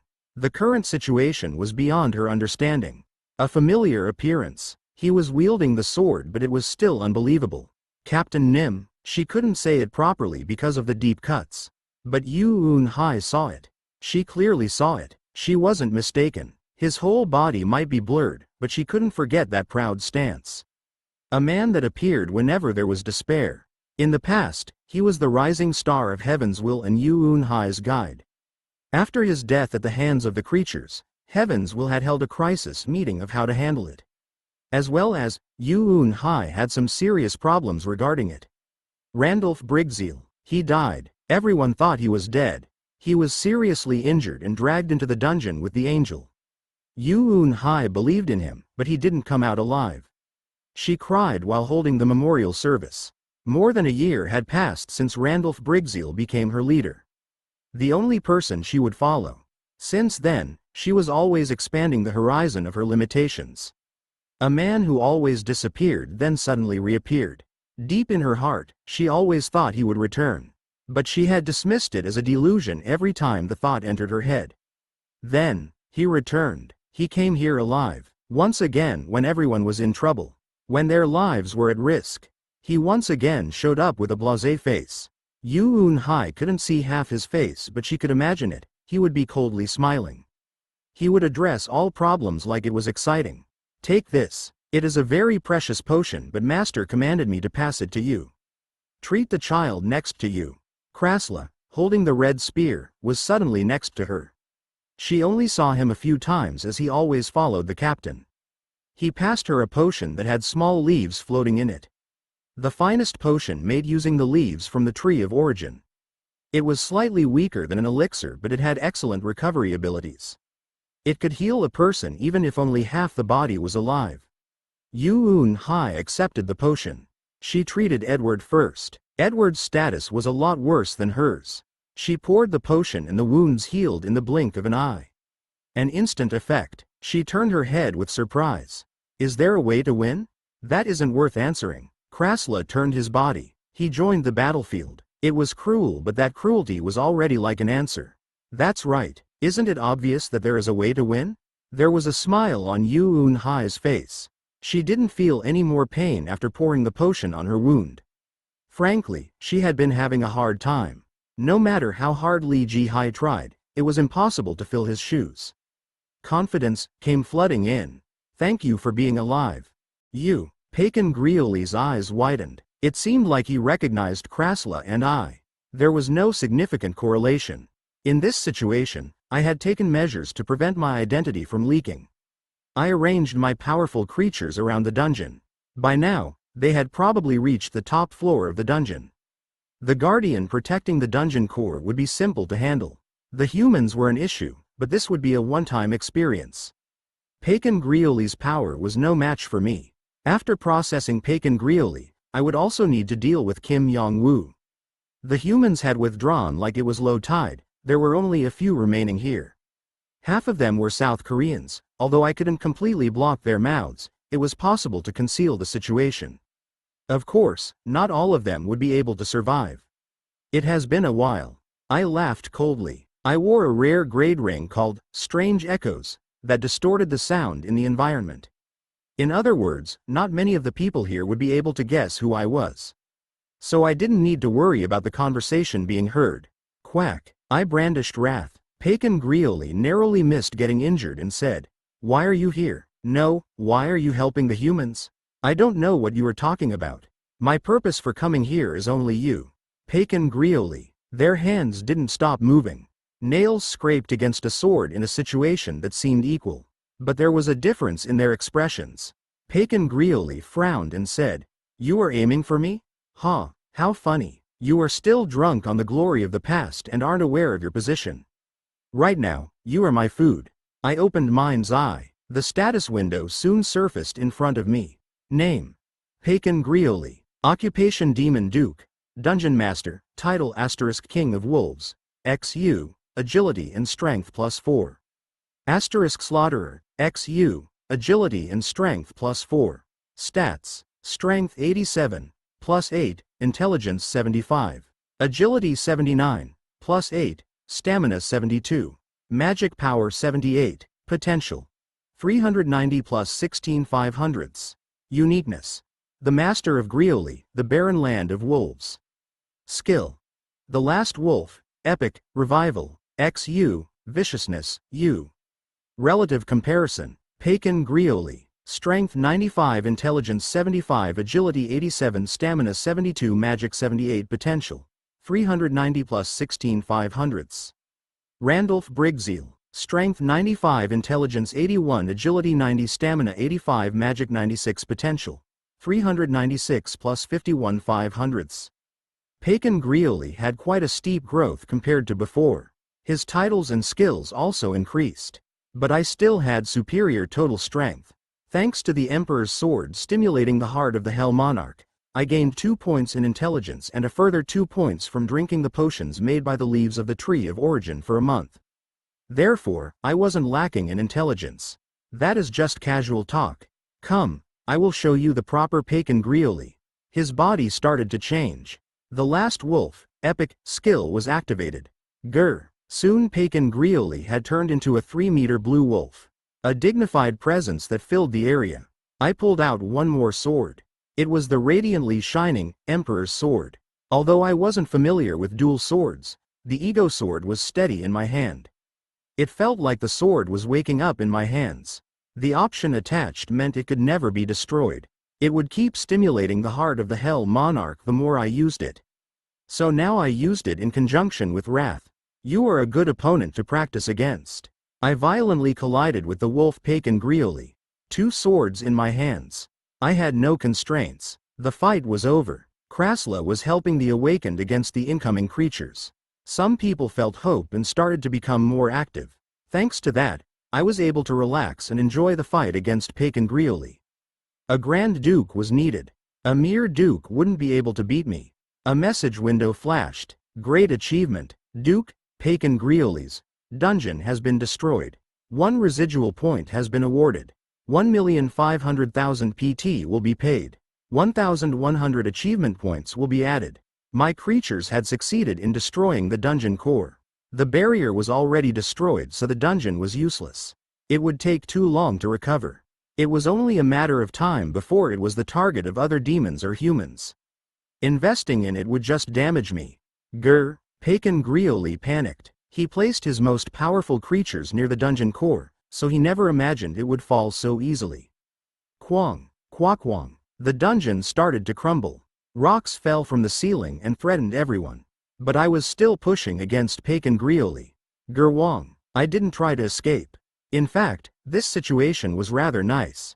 I would be driven to extreme limits while fighting Pagan Grioli, so it was an invaluable experience. Pagan Grioli. This will be your grave. It was time to end this.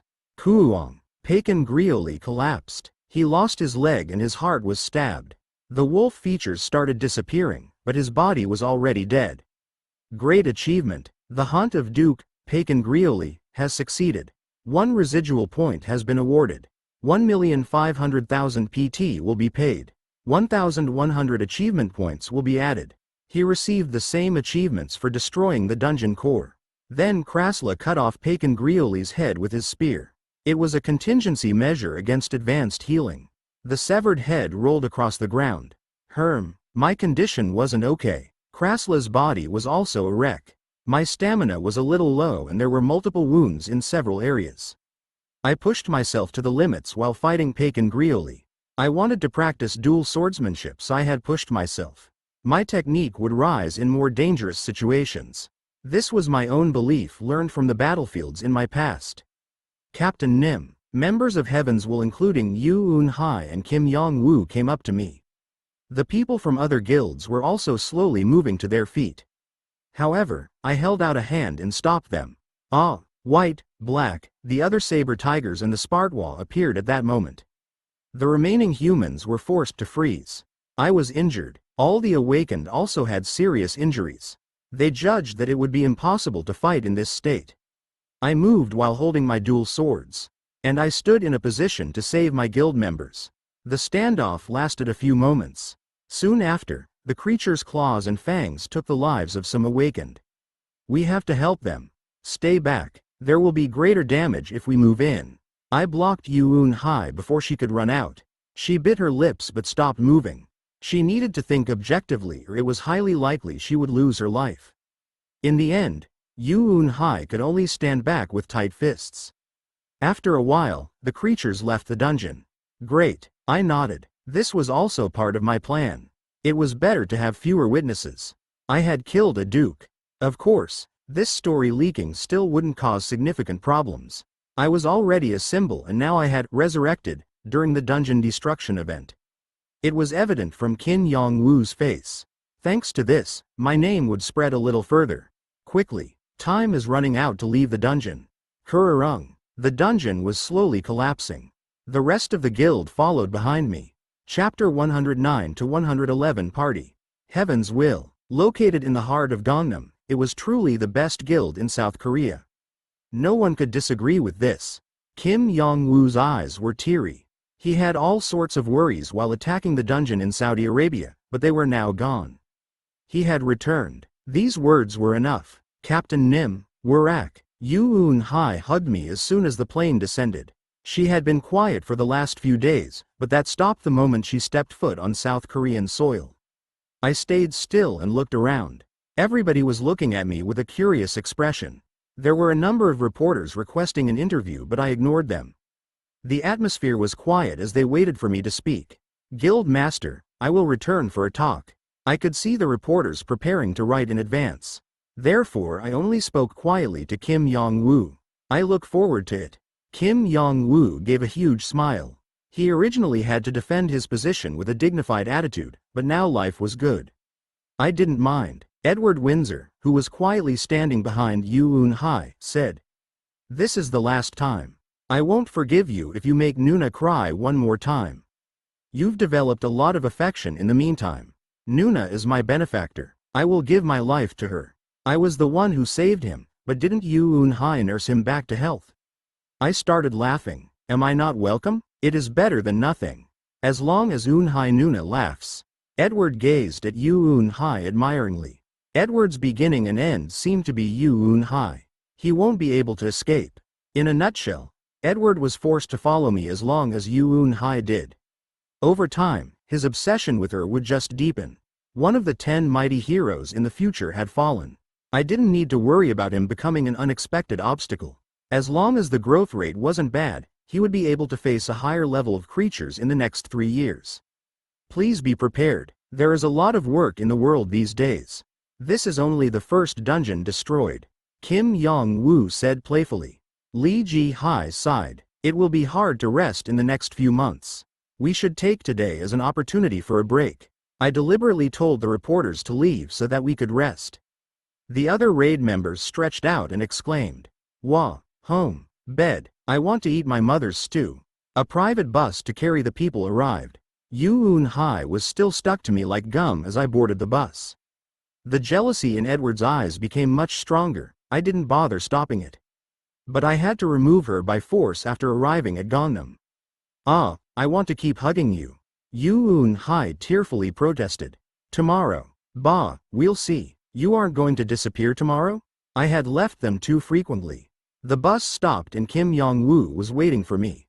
Yu Un-hai wasn't concerned despite everyone staring at her. "That won't happen for a while. Are you sure? Trust me." "Hung, I don't believe you. Promise with your finger." "Tomorrow." I walked out while ignoring her finger. Kim Yong-woo laughed as Yu Un-hai shouted louder. "You really have to come tomorrow. Don't disappear again without telling us. Or else I will burn your badge." The next day, there was a wall of humans outside the guild house. Numerous reporters. It was to celebrate the return of a hero. And there was a crowd of awakened who knew about my resurrection. But I didn't show my face to them. There were some personal details that I kept secret. I always wore a half-skull mask outside, so Kim Yong-woo also paid a lot of attention to security. However, I couldn't just ignore them. There was an intense curiosity about how I managed to come back from the dungeon alive. I had a private interview with a reporter that was revealed to the public. The interview was taped and broadcasted by the stations, embroiling South Korea in a huge storm once again. "Hello, please introduce yourself. I am the captain of the raid group Devil Hunters that belongs to Heaven's Will, Randolph Briggseel. It is a pleasure to meet Captain Randolph Nim. Then I'll get straight to the point. Several months ago, the angels emerged and creatures gathered in South Korea. I heard that Randolph Nim received a large injury from the creatures and was dragged into the dungeon. Is that true? That's right. I was dragged into the dungeon along with the angel. It is amazing. Can you tell me what happened afterwards? I met the dungeon master. Yes, I met the dungeon master. Are you talking about the woman with long ears that appeared with the monster wave? That's right. The dungeon master was very curious and healed me.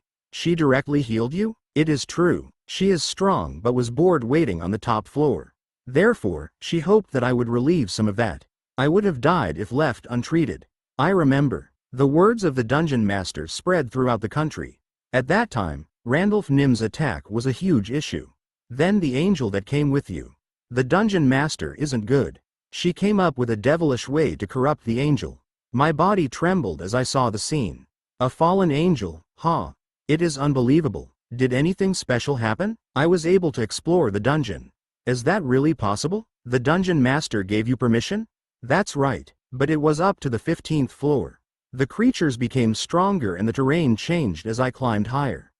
In some cases, I found ridiculously powerful treasures compared to those downstairs. The top floor is the 31st floor. The dungeon master seems to be very interested in the affairs of humans. Wait a minute, isn't the dungeon master controlling the creatures? It is impossible to control them all, and they might be helpful to the further growth of the awakened. Perhaps, a monster wave will occur in the near future. Things are becoming more bleak. Did she mention what she wants from us humans? Increase our strength, and handle the other dungeons. The dungeon master hopes for the level of the awakened to rise. Beyond that, I don't know. But the dungeon master is very strict. She gave me one last warning. A chance like this won't happen again. I don't know how far you can grow. Even now, the average citizens see the awakened as Superman. Climb the dungeon. That road is faster than anything else. And, the dungeon core is a powerful weapon.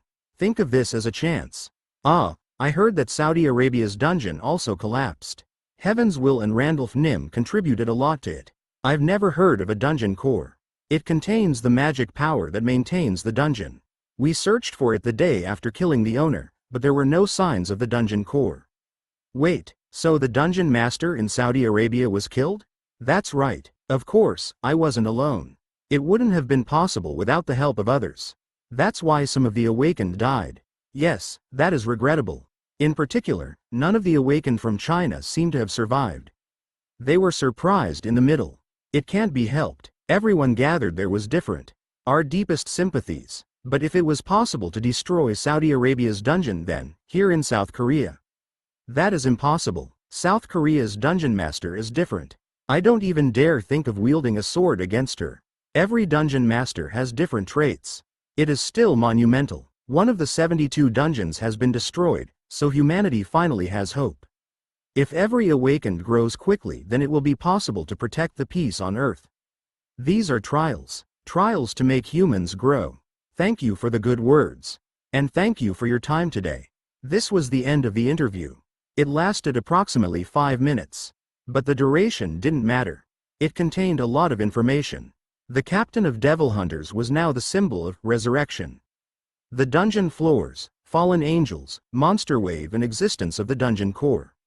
All of this was amazing. The interview flowed all over the world. At the same time, the world's giants started to move. Their eyes were headed towards South Korea. A half-dungeon core. It was broken due to white, but the light showed that there was still some concentration of magic power. The fairy had gone back to its original nature. I left the half-dungeon core with the best blacksmiths. The Dwarf Blacksmith Guild, blacksmith, frequently made goods for humans. This belonged to a duke, so only unique or even exceptional unique grade items can be made from the dungeon core. Rather, it is better to use this politically. This was the result of several calculations. In particular, the weapons would be used to strengthen Kim Jong-woo and Heaven's Will. There was no one using exceptional unique, XU, weapons among the humans. It was likely that an astronomical sum would be spent for them. I turned my eyes to the outside. Oh, I can't go out. This is really frustrating. Yoon Hai slumped down. The reporters in the last few days were to blame. Therefore she was stuck in the guild house. Any member that went out there would be engulfed by the curious humans. Go away. It is too hot. Ah, Captain Nim is good. I wouldn't be able to walk through so many brutes. I will be honest. Yu Un-hai was strongly attached to my side. She was more aggressive after I returned back alive. The person who would be called Lightning Queen in the future. There was also the bonus of making the indifferent Edward Windsor annoyed. That's right, isn't there a party today? Are you wearing a suit? There was a huge guild party scheduled to take place this evening. It had occurred a few times, but this was the first time I was participating. It was expected that the guild masters and other important figures would attend. Yu Un-hai continued to babble like a sparrow. I've made a lot of money in the meantime. I'll give some to you. How about it? There is no need. Don't be like that. You're coming, yes? You are the only one who can make the reporters move. I wouldn't even be able to move 200 meters without you. I didn't bother with a lot of words. Kim Yong-woo had already grabbed the back of my neck. A suit. I didn't have a lot of time to find one due to the dungeon. I lightly nodded and stood up. At that time, the creatures that left on the expedition returned. White entered the dungeon with a weary countenance. But he was still asked about the spoils by Yi. An unusual creature. Vast amounts of magic power that couldn't be seen anywhere else. A very good master. Even White was completely subservient. Why is this flesh so small? Yi asked White with a frown. He was only the size of a fist, but he was clearly infinite flesh. The reduced infinite flesh was wriggling around. He looked like a slime. Pant. White was playing with the flesh. Then Yi shouted, Gigi, White, don't bite him. White placed the flesh back on the ground. Yi was worried. She didn't know what to do with this one. He was smaller, so didn't look as dangerous as he did in the past. His power was weakened, so he didn't seem able to put up much resistance. This isn't a problem that Yi can determine the answer to. I will ask Master when he comes back. Yi's became more thoughtful after changing into an origin fairy. But her nature still hadn't changed. I will play with him until then. Yi gave an even smile and started poking the flesh. Yu Un-hai dragged me to a store selling formal wear and started using me as a mannequin. Ah, this looks cool. Shall we try one more change? It is already the 5th one. At first I had suffered through it, but now I couldn't see any end. Yu Un-hai was looking at me like I was an appetizing piece of meat. However, it wasn't tiring for the store employees. Guest Nim. I think that Guest Nim's ratio fits well with this striped suit tilde. Omo. That is totally my taste. Captain Nim, change quickly. Come on. Or what about this navy suit? Don't you have good sense? I love everything you bring. If you just wear this once. I was tired, especially of the female employees. I gave a small sigh as I tried on the clothes. It was rare for demons to socialize with humans, but it suited my purpose to fit in with them. In addition, I had never been to a party. I was ignorant about human parties. In this situation, it would be wiser to follow someone else. Yu Un-hai showed similar behavior every time I wore a suit. Good job. She gave a thumbs up. The staff also looked at me with admiration. I was considered handsome to both demons and humans, so I was familiar with such gazes. It was inconsequential to me. I was only freed after trying on 20 suits. Ah, all of them are my favorites. What do you think? Yu Un-hai gazed at all the suits. But she only worried about it for a short time. Yu Un-hai gave up and said, I don't know. Let's just get all of them. Isn't that excessive spending? I asked Yu Un-hai. Captain Nim, I have a lot of money. There is enough for 3 generations, so I can spend this much. Don't worry, right, this was what she earned by putting her life at risk. Yu Un-hai was one of the strongest members of Heaven's Will. It was natural that she would rake in money. She took care of creatures around the world. Due to that, the good treatment that she received soared. I was convinced as the laughing Yu Un-hai headed for the cash register. How should I calculate it? A lump sum. What about shipping? Can you deliver it by 6 tonight? Gangnam. Of course. I'll express send it. Then the shipping, please send it here. She didn't give the address to the Heaven's Will Guild House. I was confused and asked, isn't that the cafe I rented the other time? I bought the building a month ago. Yu Un-hai casually replied. The cafe was a place where the raid group members could gather. It was easier to purchase it. I was a little concerned about her spending. When I first met Yoon Hai, she lived a simple life. The fact that she bought an entire building was a remarkable change. Any man who marries me will be truly blessed. I am young, pretty and have some abilities. Yoon Hai playfully said. I ignored her and said, let's go now. Yoon Hai just laughed like she expected the answer and nodded after glancing at the clock on the wall. Come to think of it, there is no time. We need to buy shoes. Don't they need to match the suit? The shopping trip wasn't over yet. We hurriedly returned to the guild after a 4-hour shopping trip. An amazing sight at first glance. A mansion with a big yard. A few raid members were watching with gaping mouths. This was where the party was taking place. There were dozens of guards at the entrance to strictly monitor admittance. But I already received an invitation from the leader and could easily pass through the entrance. Wow, it is so big. How much money do you need to live in a house like this? You will never know. I am still developing. No one knows how far I might develop. Just watch. Li Ji Hai and Yoon Hai were slightly overwhelmed by the sight.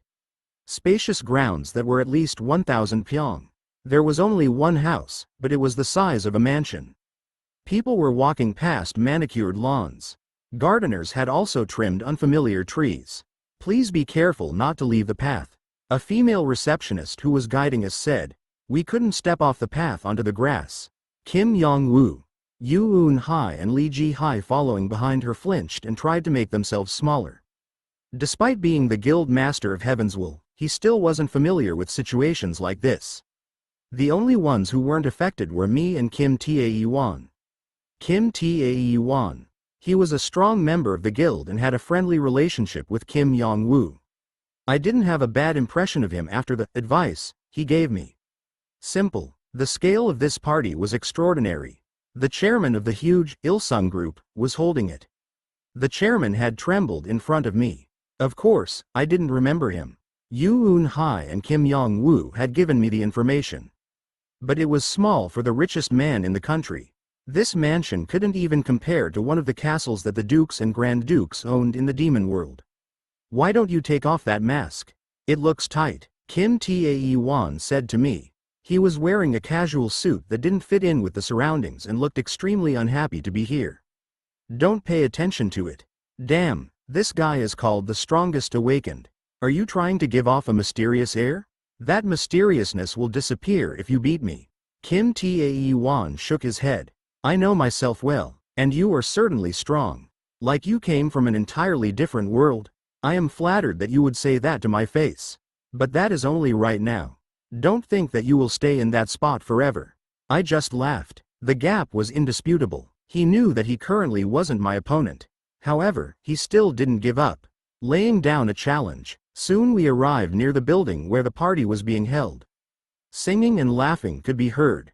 Captain Nim, how about it? Am I okay? Yoon Hai was fussing with her clothes. She wore a red dress with cleavage and she looked beautiful. Not bad. My makeup? It isn't smeared? I don't know. Good. I didn't know anything about makeup. Then Yoon Hai plastered a lofty expression on her face. She had transformed into an untouchable persona after making a fuss. Have a great time. Keek. The party ushers opened the door. At the same time, hundreds of eyes turned towards us. There were some familiar faces. The guild masters of the 5 guilds. Among them was a face that I knew. Alan, the woman who led the Dambi guild. In my previous life, she had suffered serious burns from the creatures in my dungeon and kept chasing after me to her death. 2 years ago, she also failed to scout me. Elinli was wearing a white dress and came up to me first. Nice to see you. It has been a while. Kim Yong-woo quickly shook her hand and said, haha, how are you? I shouldn't lie. This year is there was a lot of work. The emergence of the angels. The gathering of creatures. The monster wave. Every day was hectic. Countless awakened died and the guilds suffered a considerable blow. But the Dambi guild seemed to have fared well.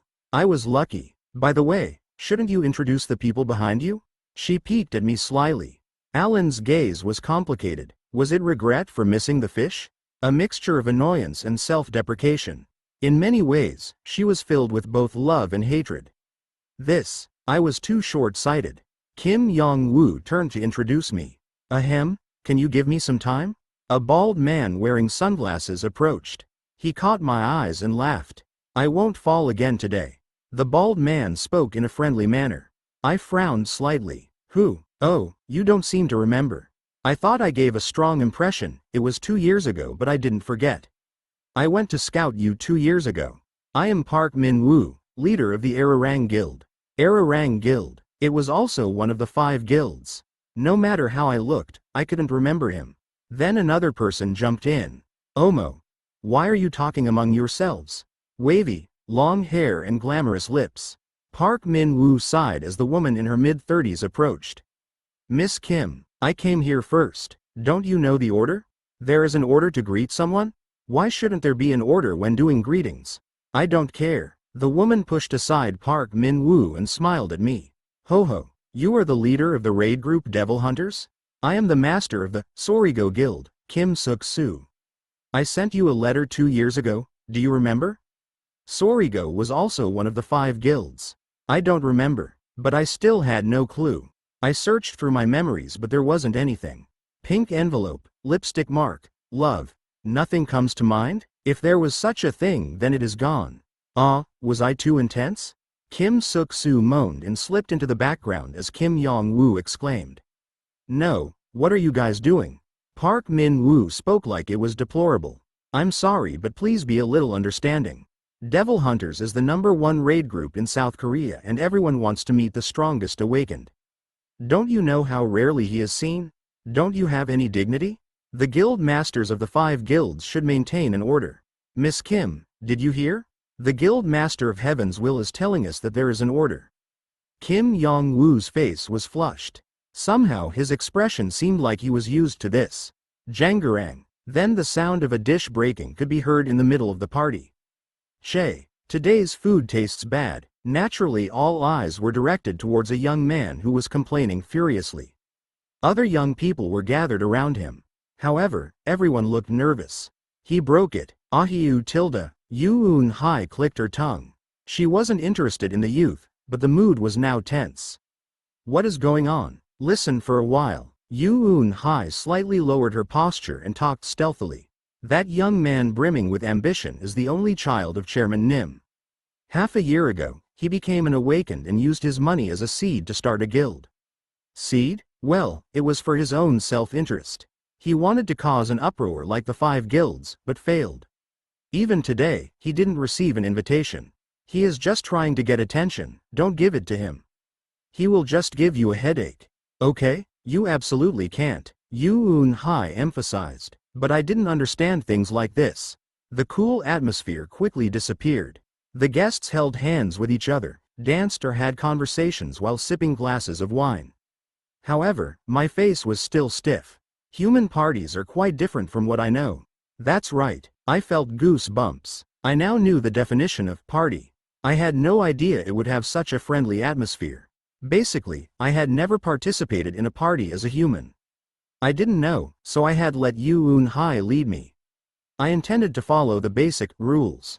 But the party only involved dancing and chatting, so I was disappointed.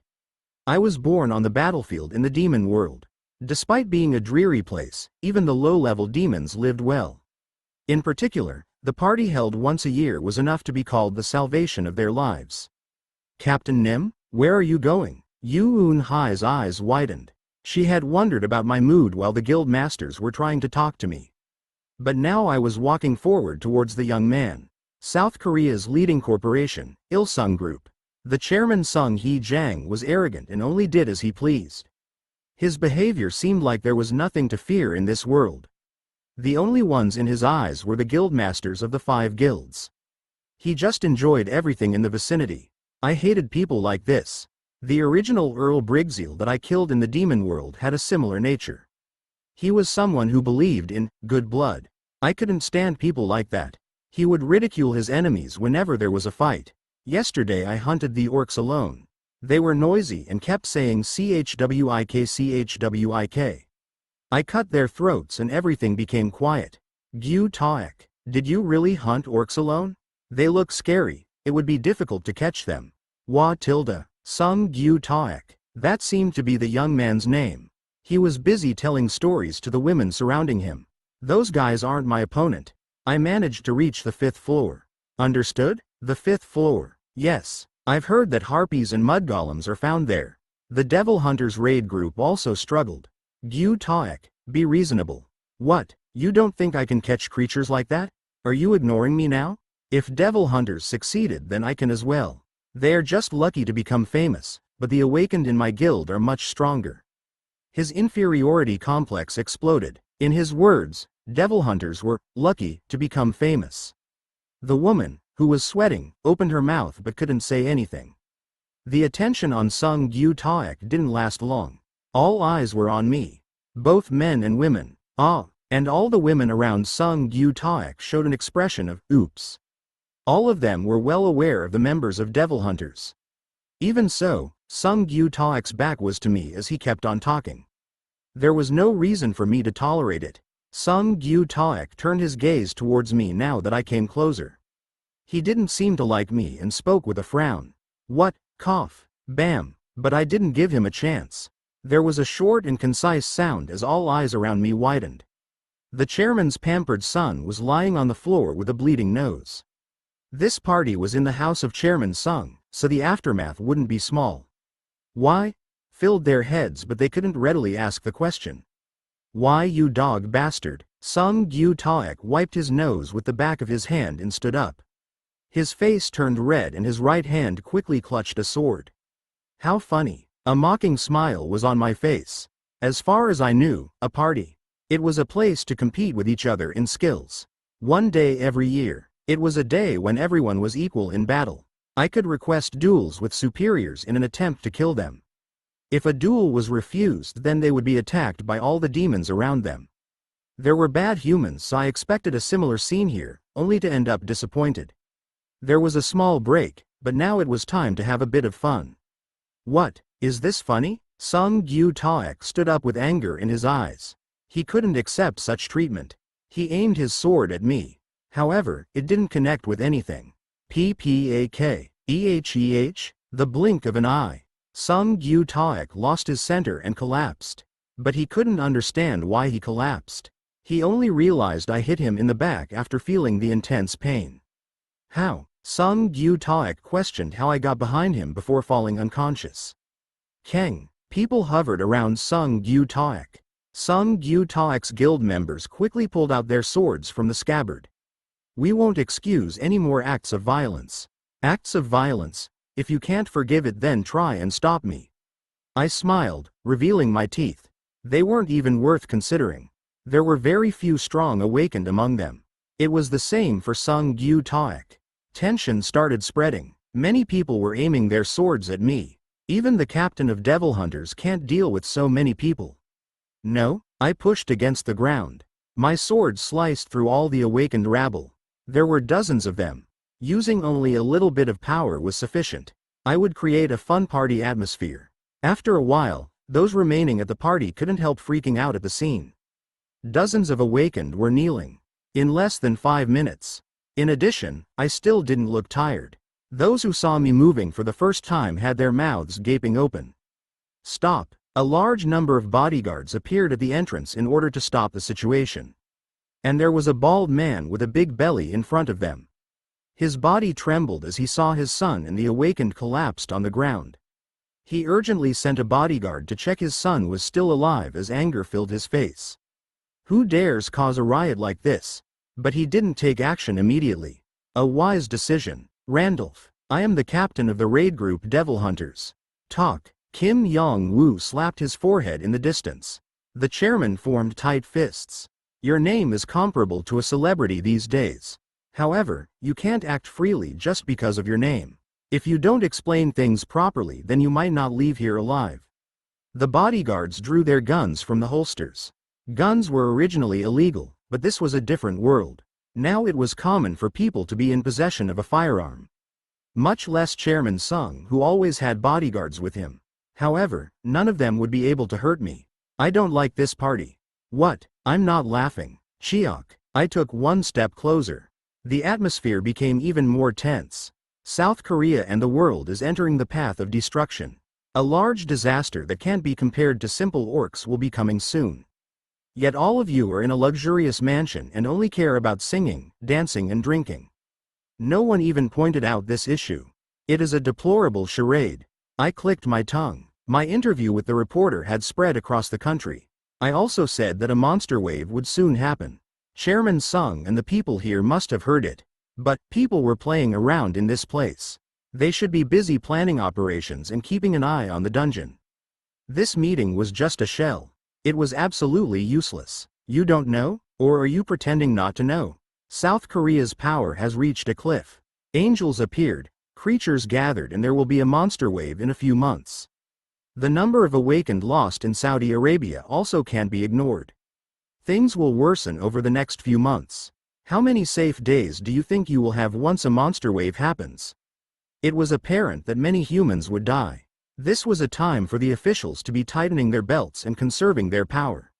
Everyone was silent. Those familiar with the situation had a gloomy expression on their faces. It was the same for the guild masters. I took one more step. There is already an insufficient amount of preparation time. There is no time to waste celebrating in a place like this. I saw signs that a monster wave is going to happen with my own eyes. The only way to stop it is to jump into the fire. I wanted people to be resolute and willing to participate, but it is disappointing. Kyau, lightning god, cried out. Everyone was overwhelmed by its shape. Many of them were surprised. Lightning dragon. The dragon had appeared when the angels were fighting the creatures. They never imagined that it would emerge here. One last step and I stood in front of Chairman Sung. Get out of the way. I have no intention of being complacent. At that time, Yi poked the flesh. Hee, are you hiding something from Yi? Thanks to becoming an origin fairy, Yi could now reliably see through things. And she realized that the flesh had something hidden. Tell me, Yi won't hurt you, Tilda. Kyok, kyok. The flesh continued to flinch back as he was poked. But he didn't bring out the hidden item. Bah, I'll say this. Do you really want to continue keeping it from Yi? Yi pledged to tear the flesh apart as she went back to the Tree of Origin. She intended to seek the opinion of the dungeon master, but he was long gone. Therefore she got a sharp root from the Tree of Origin. I'll say this right now. Yi, this will hurt a little bit. Kakemdal. The flesh instinctively perceived the threat to his life and moved quickly. But it wasn't enough. Flesh, you should have brought it out. This isn't Yi's fault. Yi was grasping a sharp root. She intended to split apart the flesh to find the hidden item. Puik. Yi gave a cruel smile and pierced the heart of the flesh with the root. But she couldn't separate the flesh. A bright light poured out from the area where the root pierced the flesh. Walk. Chapter 112-113, Infinity Armor. What is this? The light immediately disappeared. Yi was scared but hurriedly regained her stability. She grumpily kicked the nasty flesh, only to hurt her toes. She frowned as she rolled and examined the flesh from every direction. It only took a little bit to realize that his form had changed. He absorbed the root. The sharp and solid root. The light was from the flesh absorbing it, and now the changes were obvious. The flesh had used it as a source of magic power. Flesh, are you angry with Yi? Yi's conscience was pricked and she released the flesh. Before there was wonderful elasticity as she poked it, but now it was extremely hard. The rigid body was like he was angry. It didn't work. This Tilda, it isn't fun.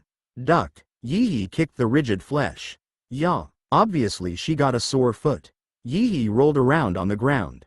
Despite doing the same thing just seconds before, Yi hadn't learned. Hying, I'm not playing with you. Yi cried out and flew off to harass the bees. Stein, the elder of the dwarves assigned to the 7th floor of the dungeon. He was now heading towards the 15th floor with some sturdy dwarves. Elder Stein Nim, will we get some good roots this time? Get rid of the anxiety in your voice. We aren't going to beg. But we aren't dark elves. Frankly, I feel a little uncomfortable facing them. Bah, we just have to ignore them since Dungeon Master commanded us to get the roots. And the Tree of Origin didn't grow here due to chance.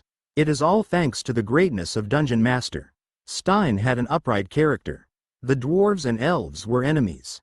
Their mood darkened every time they met. However, the roots from the Tree of Origin were a very good material. The dwarves could quickly improve their skills making decent armor, and they could boost their reliability with the dungeon master. It was important to obtain the roots of origin, but they always needed to negotiate with the dark elves for the roots. It was ludicrous and absurd.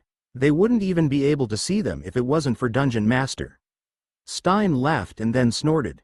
We are productive dwarves. On the other hand, they just grow a few plants. We can do at least that much. In many ways, we can be considered proxies of the Dungeon Master. They'll see soon. Right now the woman called Chrisley is handling the roots, but that will soon change.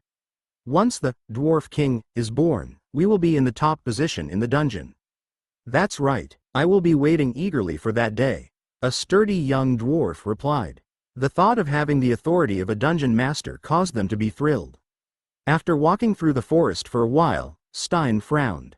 By the way, no one came to greet us, such lazy bastards. Isn't that their original nature? Tisk tisk. This is why the dark elves, Stein was spitting when he suddenly cocked his head. There was something sparking in the bushes. The dwarf poked it with a foot and revealed what it was. This, a metal sheet. Stein touched it, patted it, brought the metal plate to his ear and other actions. Elder Nim, what is it? A material I've never seen before. I can't feel any magic power from it. I'll have to hammer at it. The eyes of the young dwarf shone. Will Elder Nim work on the metal? Of course. Rather, there is a lot I don't know about it. Stein didn't have the inherent knowledge of all metals that the Dwarf King was born with. He had no choice but to study. But it was so interesting. It is unusual, like something that has just been born into this world.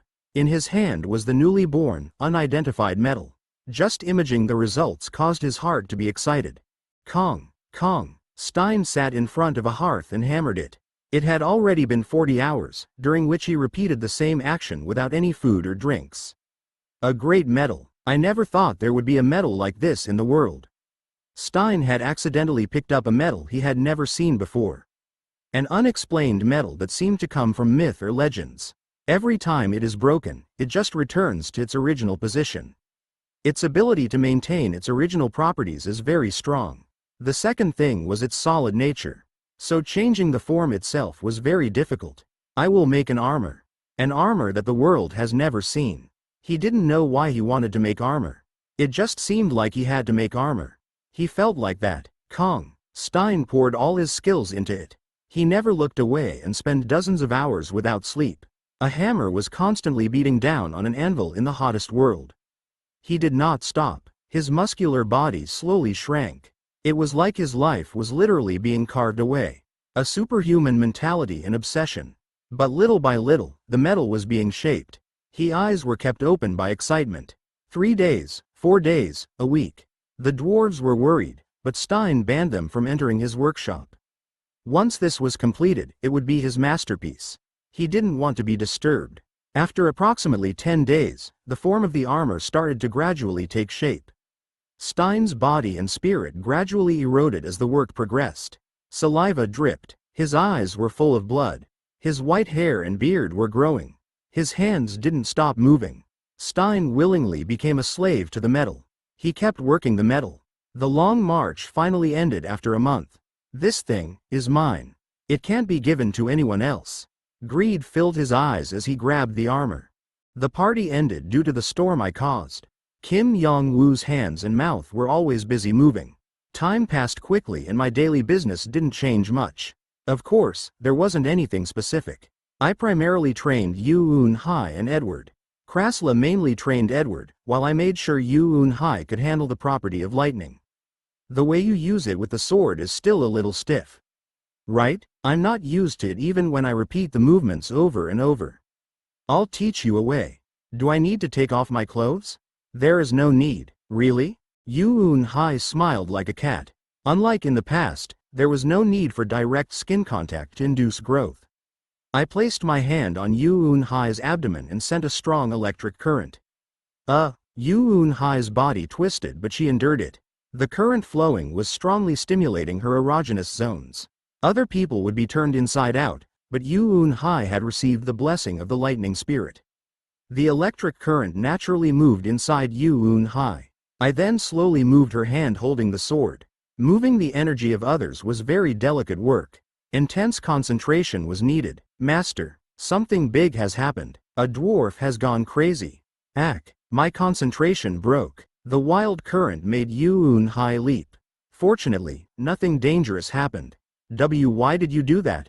Wait a minute. I stood up. At the same time, I contacted Yihi. Yihi, what is going on? Yihi isn't sure. The dwarf elder is wearing flesh. He isn't listening to Yihi, he is just trying to absorb the tree of origin. The griffin collapsed and Gigantes is blocking him, but he can't hold out forever. Stein, wearing flesh? He turned flesh into an armor. What should I do? Yihi is afraid. Master. Flesh could only refer to infinite flesh. But didn't infinite flesh die at Pacan Grioli's dungeon? He had somehow returned alive and was now disguised as armor. Yihi's voice was extremely pitiful. It was to the extent that I could almost see Yihi trembling. The griffin collapsed. I pressed a hand against my forehead. The griffin was a high-class creature. Despite it being in the lowest tier, it still took a lot for it to collapse. In addition, even Gigantes was struggling. The griffin and Gigantes were the strongest creatures I had. Krasla, Chrisley and White were strong, but they couldn't compare. Hold on, I am coming now. I realized the seriousness of the situation and immediately moved. Stein, no, Greed, was hungry. He was thirsty. His greed had been awakened. Absorbing that thing seemed to make his hunger decrease a little bit. Greed moved forward like a thirsty person seeking a well. However, it wasn't that easy. There were too many blocking him. You can't pass. A large bird and a giant. Greed didn't like them. He didn't understand why they were blocking him, but he had to get past them. The battle with the giant was fierce. The big bird was tricky because it had a strong offense. The armor suffered many blows that broke it. However, it was able to quickly regain its original shape. It was an infinite power. This was the true reality of greed. Gigantes was powerful, but that was all. Greed couldn't be beaten with simple power. Quarurung. There was a violent collision. Gigantes was surprisingly pushed back. Cough. Blood flowed from Gigantes' mouth. The eyes of everyone watching the battle were shocked. The dark elves and dwarves gathered and were prepared to attack. They couldn't allow him to pierce through. Chrisley, who was in the center, raised her wand. There was the Lich, Spartwa and White, but they wouldn't be able to win against such a tireless existence. They were filled with tension with every step Greed took. Soon Greed was only a short distance away. How funny. This is very interesting. The true master of the dungeon revealed himself. It had been alarming. Something unintended had occurred inside my dungeon. It was very unpleasant and I needed to resolve it promptly. I moved to the 15th floor using the magic circle, and there were fallen creatures everywhere. It was like a typhoon had blown past. Someone had exerted an overwhelming force in the surrounding environment. And I curiously examined the griffin that was lying on the ground. Fortunately, it was still alive, but I could determine the combat capabilities of the opponent through the injuries. It is good that the griffin has high health. It was a high-class creature. It was shallow, but the griffin was definitely still breathing. I urgently poured a potion on the griffin's injuries. It should be able to hold on for half a day. I needed to resolve this situation first. Infinite flesh. Stein. What happened? Questions were still running through my head. It was surprising that infinite flesh was still alive and was raising trouble while attached to Stein. I didn't know the reason. The only way was to verify it directly. Soon the dungeon started shaking. I heard a crashing sound at the same time. A battle was happening right in front of me. I walked quickly and was able to witness the scene of Gigantes collapsing while vomiting blood. Gigantes, who was confident in a one-to-one fight, was completely defeated. I swallowed my saliva. At that moment, the dwarf Stein walked forward wearing a black armor. The armor was very unusual. It was carved with the image of a snake with a wide-open mouth like it was roaring. Dark magic power was emanating from it and completely eating Stein's mind. I immediately knew the cause after using Mind's Eye. Name: Infinity Armor, Running Wild. Description: an armor filled with endless greed. The source is a branch from the Tree of Origin, but the blacksmith was lacking skills and couldn't properly purify it. In order to prevent it from running wild, dismantling is necessary. Asterisk shape recovery. Attacks can be absorbed and converted to magic power. The impact of certain blows are invalidated. Asterisk asterisk asterisk it is associated with the 7 sins, greed, and can replace it in the set. I couldn't help smiling. I didn't know how it was made, but the options were really great. It ignored some strikes and could absorb attacks to convert them into magic power. It meant that key skills could be used infinitely. It would be one of the best items in a long war. Moreover, it could replace one of the 7 sins. Infinity armor combined with wrath and sloth would give him 3 pieces in the set. How funny. This is very interesting. The human party couldn't even compare. This was something that truly amused me. The damage caused wasn't within my plans, but it might be a big benefit.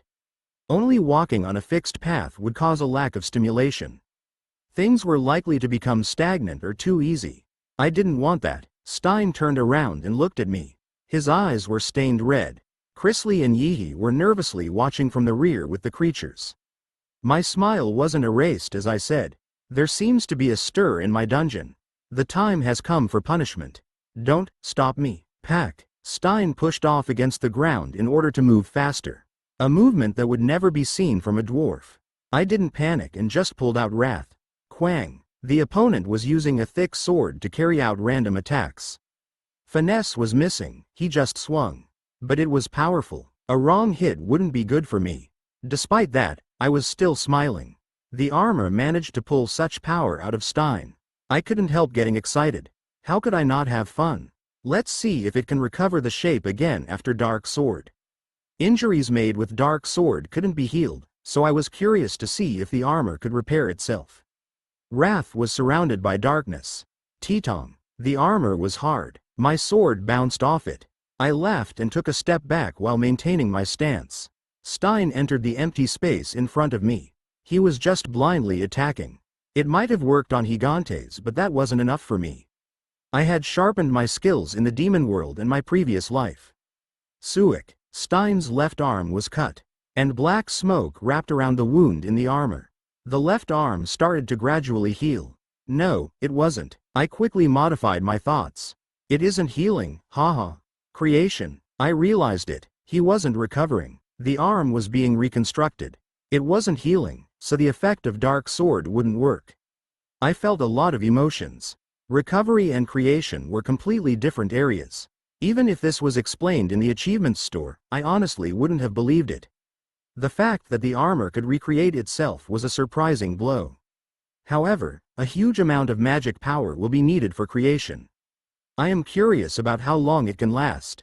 I had a curious nature. I wondered about what it could stop, how much it could absorb in the recovery. Paranormal. One of the 5 blessings of paranormal, magic power plus 5 for 30 minutes has been applied. Perhaps it was my higher intelligence? Unlike before, I received good blessings more often. Wrath. High magic power, 101, has caused strength, agility and stamina to rise by 10. Intelligence has fallen by 20, but your original pure intelligence is more than 76. Due to the unique characteristics caused by astral code, you won't be taken over by the Wrath state. My strength jumped over 100. 105 was a transcendent number. My intelligence reached 91, so it finally seemed possible to use sloth. But there was no need to use it now. Wrath was enough. I was trying to dismantle the armor.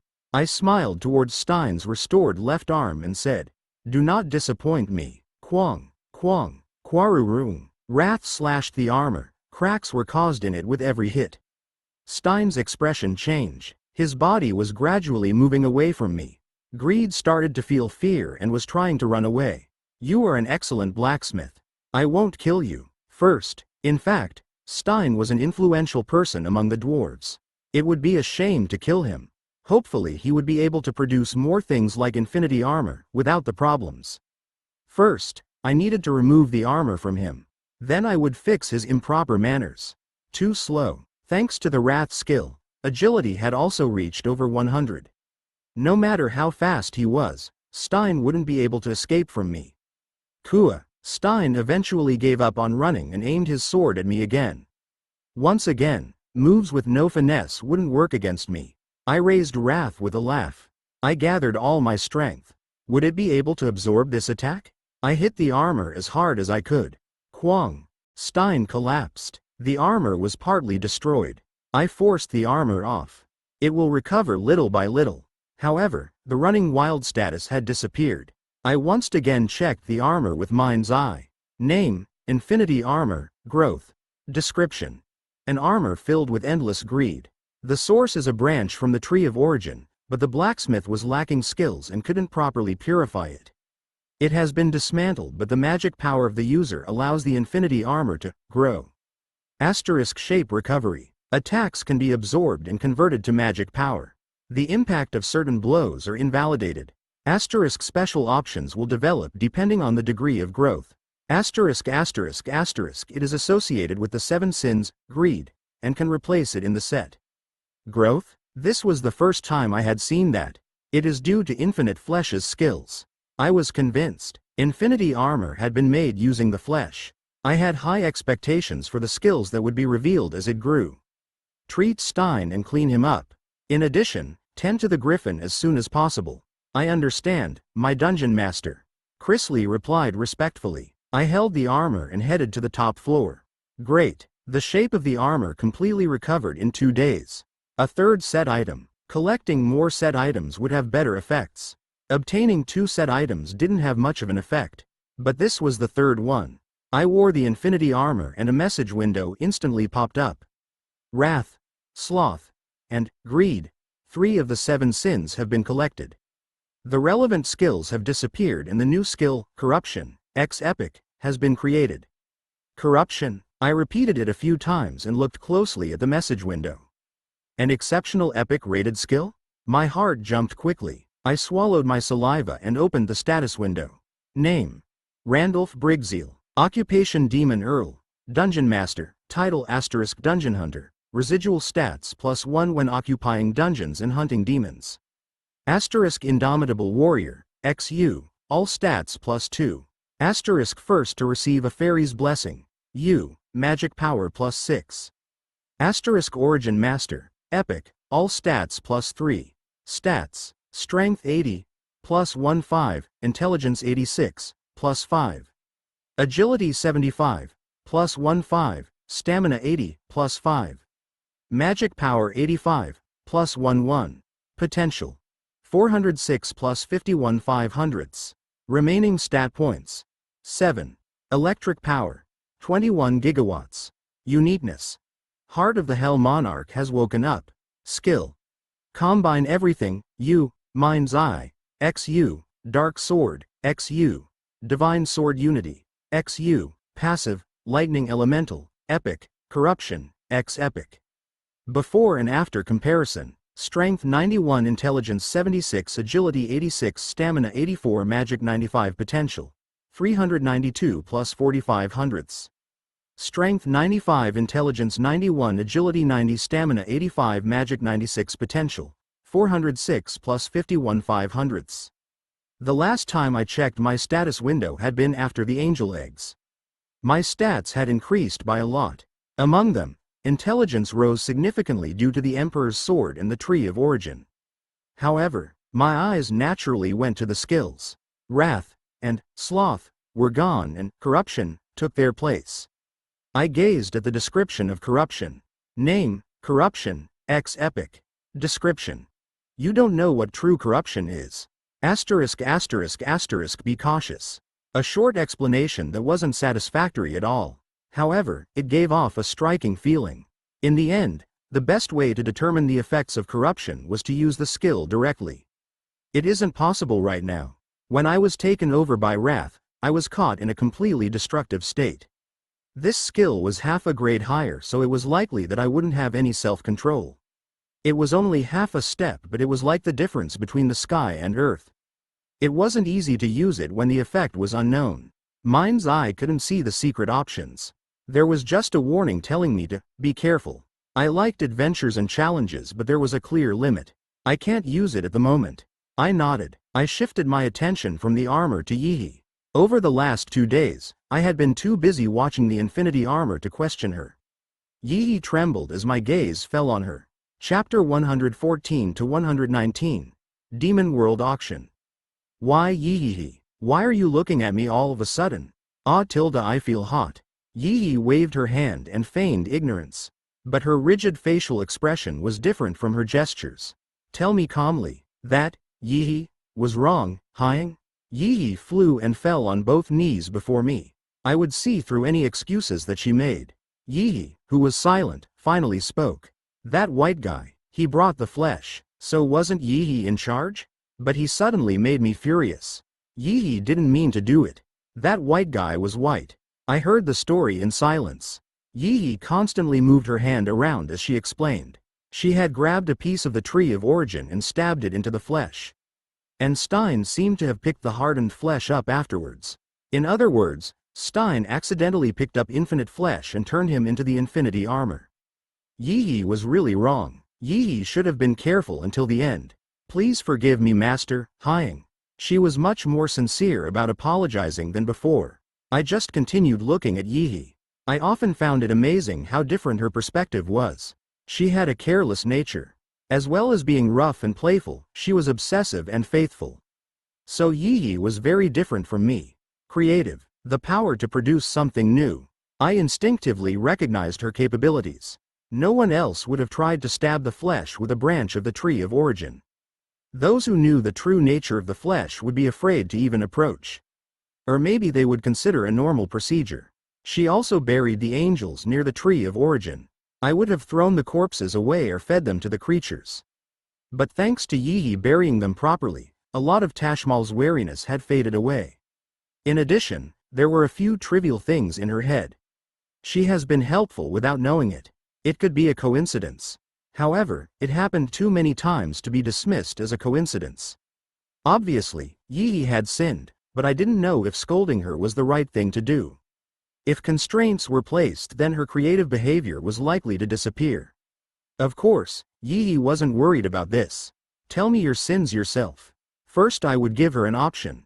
Yi thought for a while before saying, I didn't wait for Master. No, that isn't a sin, I gave you that type of permission. Yi left the flesh alone. It is a dangerous existence that can't be left alone. That is one sin, but the greater sin still remains. A great sin. What was it? Yi's expression was busy thinking. Then Yi seemed to realize something and said, Hyang, I contacted Master late. I nodded. That's right, you should have contacted me as soon as it happened. It is dangerous when I am far away. Now I see. Yi was really bad, Yi sullenly said with tears in her eyes. If this case, your error was not contacting me quickly enough. You failed to do that, so I will punish you. However, you will set the level of punishment. Yi will? Yes. Punishment and education at the same time. This was to find Yi's creativity. She would also acknowledge the mistake and not do it again. I waited as Yi contemplated for a while. After 10 minutes, Yi finally came to a decision and opened her eyes. I will be a bee for a month. A daughter of honey. I will have fun with the bees. Yi will now go to the bees. Was this a joke? No, it isn't. It wasn't a joke. A red face. Trembling bodies. Her presence itself seemed to harass the bees. I thought about handling her similar to the method with the dark elves in the past. Her idea was creative, but it wasn't really what I was thinking. 1 month is too long. The dungeon can't be left alone during that time. Yi's punishment can't be shorter. How about you spend the rest of the time helping Tashmal with the baby angels? The leaves of the tree of origin were a great help in growing the wings of the angels. I wondered what the effect would be if an origin fairy looked after the baby angels. I understand, Master. Leave it to Yi. Then go imitate the bees. Ah, that's right. Yi is now a bee. Ween tilde. Yi flapped her wings very hard, trying her best to imitate the way a bee flew. She soon headed to the location of the bees. I was at a loss for words. I would check on her in a week. There were too many things happening. Taking over the dungeon in China, the attack of the angels, and the emergence of the cruel commander.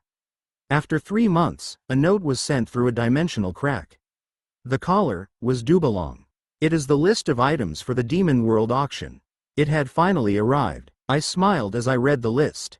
This year will be the turning point. The contents of the note were great. I checked it a few times and knew what many of the items were. The time would soon come to obtain the goods. I thought of the treasures that I would later obtain. I would use this auction to get even further ahead, so it was turning point.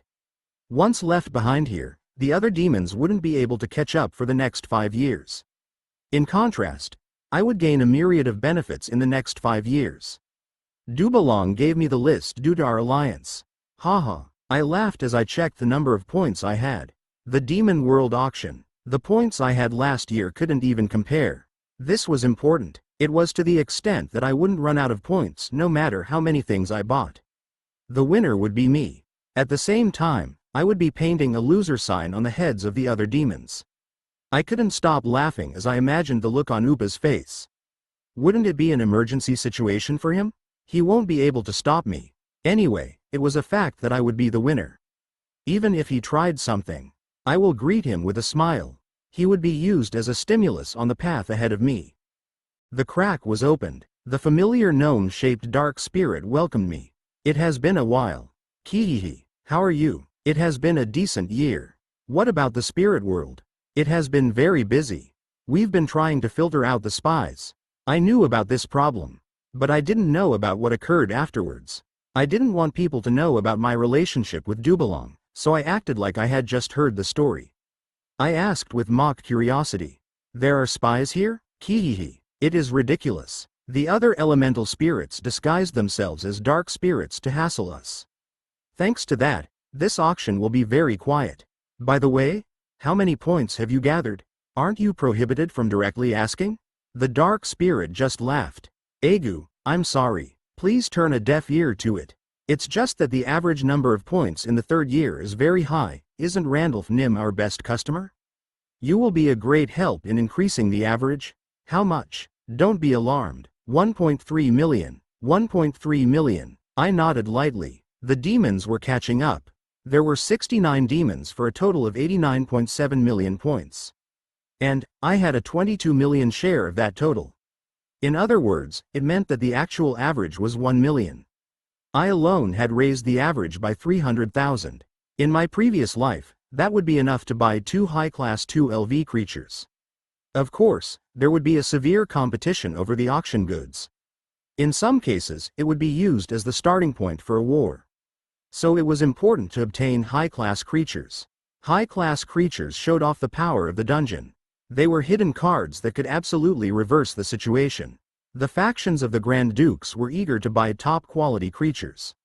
There would be creatures such as a Hydra, Dragon, etc. High-class 2LV creatures. And there would be those at the same level or higher than the Griffin and Gigantes in this auction. I had clearly seen it with my own eyes. It was like Dubalong said last time. High-class 2LV creatures were now being bought in the 3rd year. It was enough to shake the balance.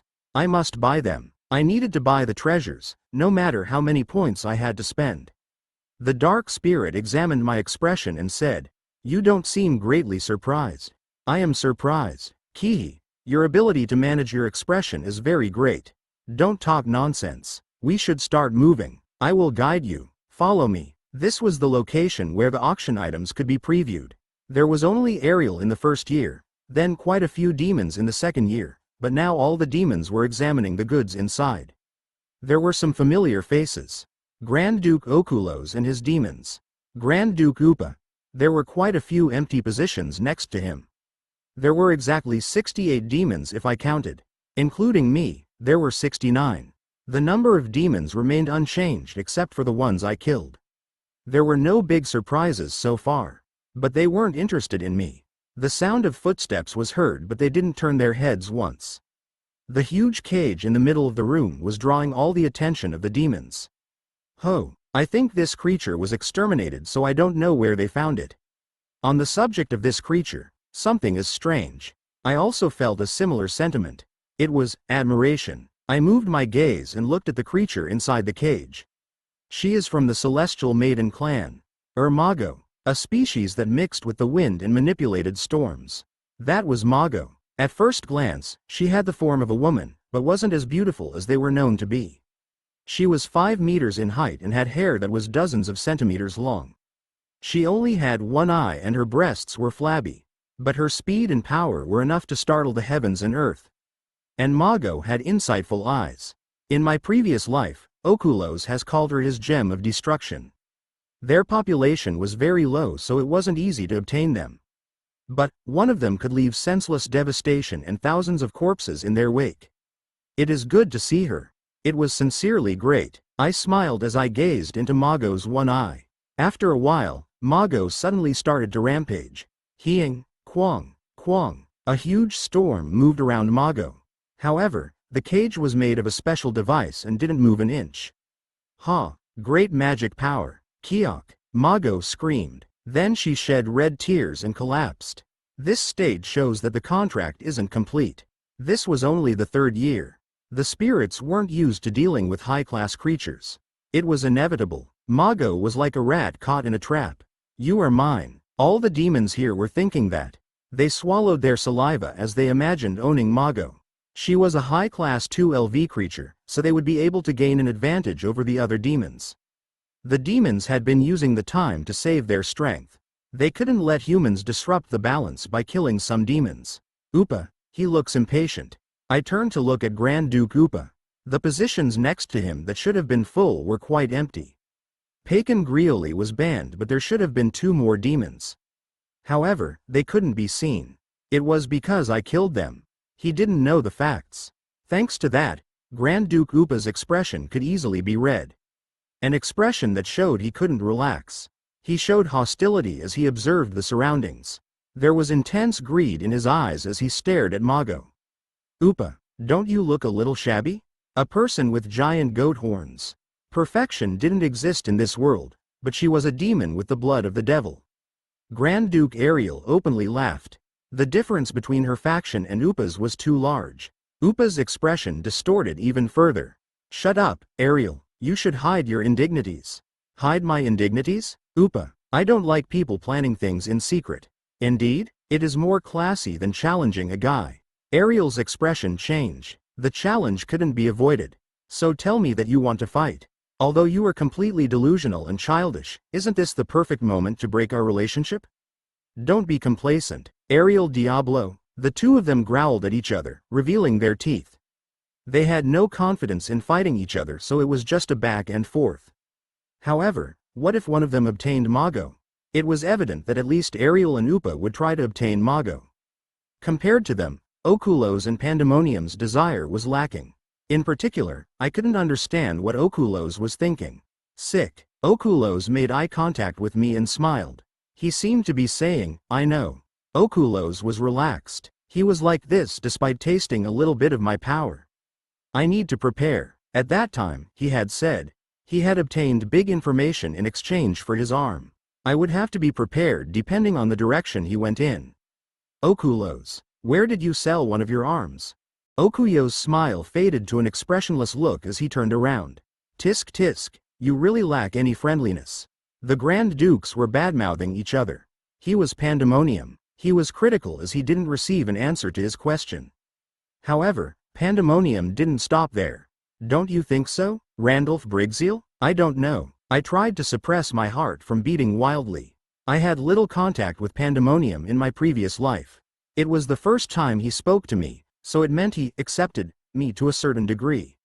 I had only heard stories about Pandemonium. The demons of the other factions called him very annoying and strange. He is someone who would stab a dagger quietly. I was impressed by Pandemonium and opened mind's eye.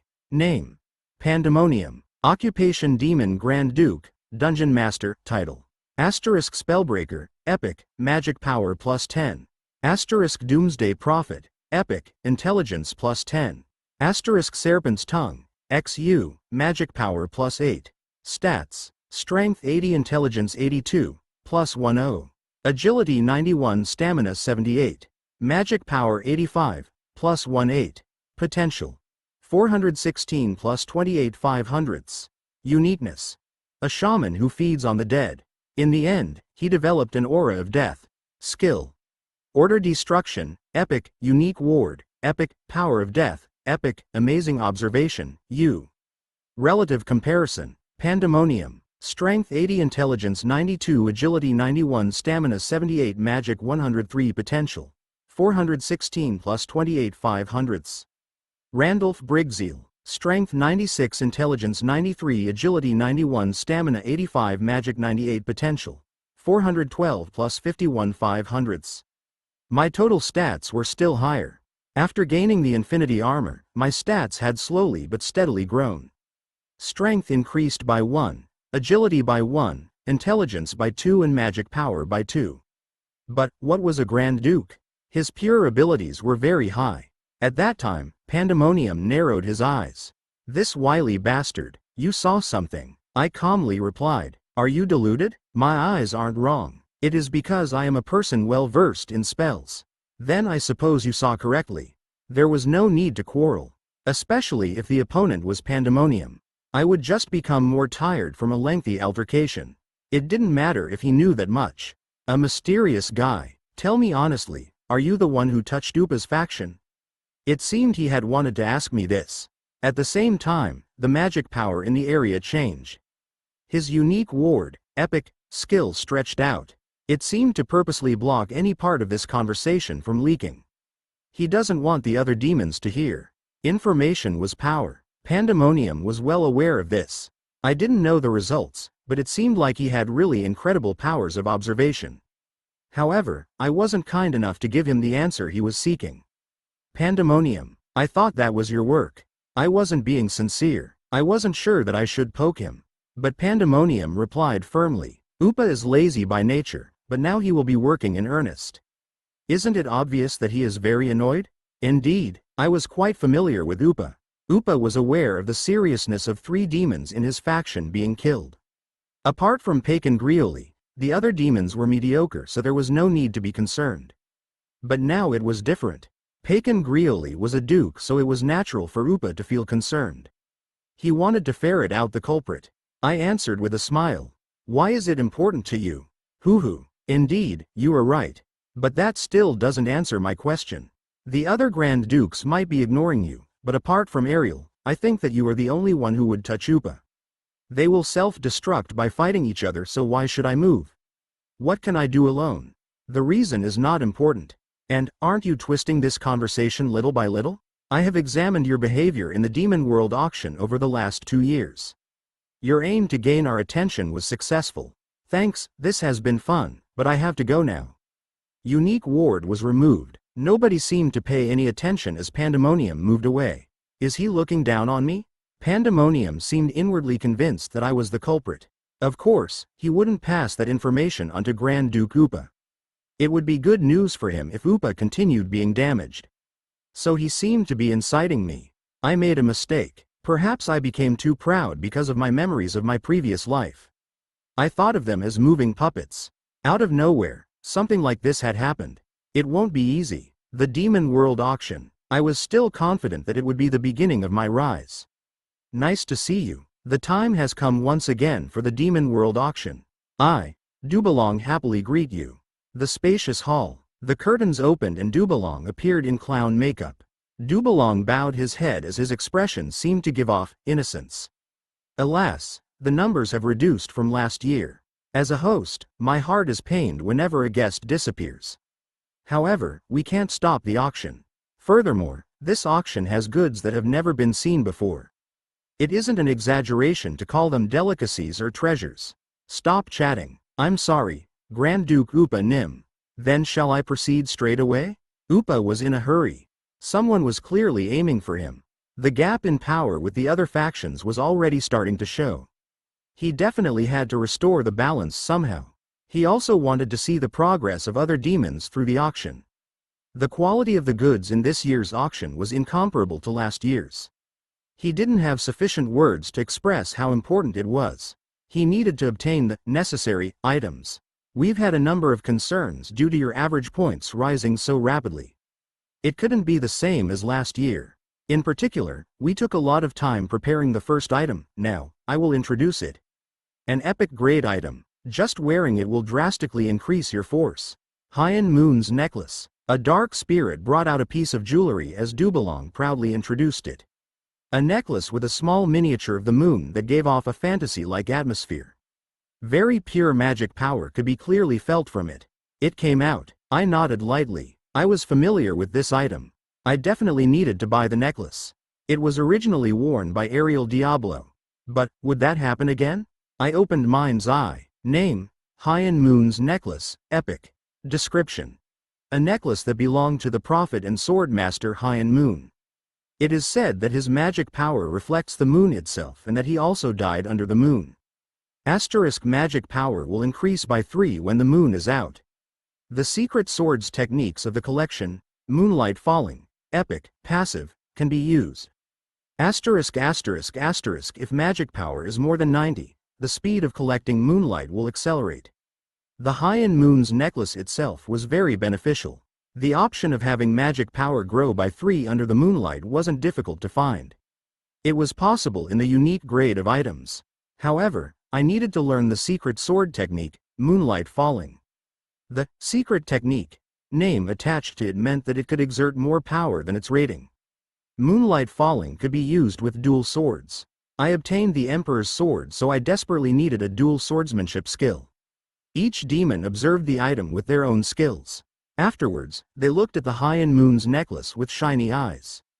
Dubalong gave a dark smile and opened his mouth. The auction will start at 1 million points. 1 million. It was high from the very start. It was close to the average number of points. However, the name High Moon made it worth it. High Moon was a sword master. There was almost no information remaining about him, but it was known that he was unparalleled with the sword. 1 million. Oh, I don't have to worry now. Ariel Diablo has called 1 million points. Ariel Diablo's eyes shone. She knew how to handle all weapons. A weapons master. Naturally, she had her eyes on items that could teach her swordsmanship. She had a strong greed and obsession towards learning other techniques. All the demons were aware of it in the challenge she threw out. Challenge, yes, a challenge. She had an easier time wielding weapons. But this was a unique sword technique. If a true weapons master obtained their hands on it, then it would show great destructive power. That's why she tried to acquire numerous skills. It was self-explanatory that her skills would advance one step further if she obtained High Moon's Moonlight Falling. I was certain since I had seen it directly in my previous life.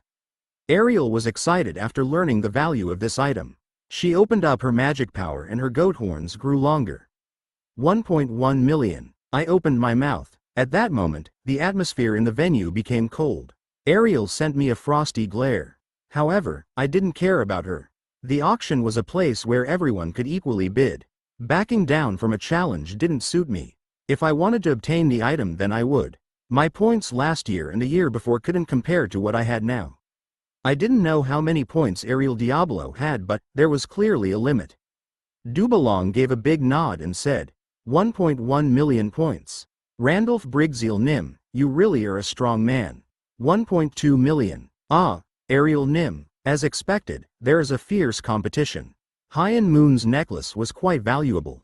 I relaxed and looked around at the dynamics of the demons. The starting price of 1 million. It was still possible for the dukes to participate.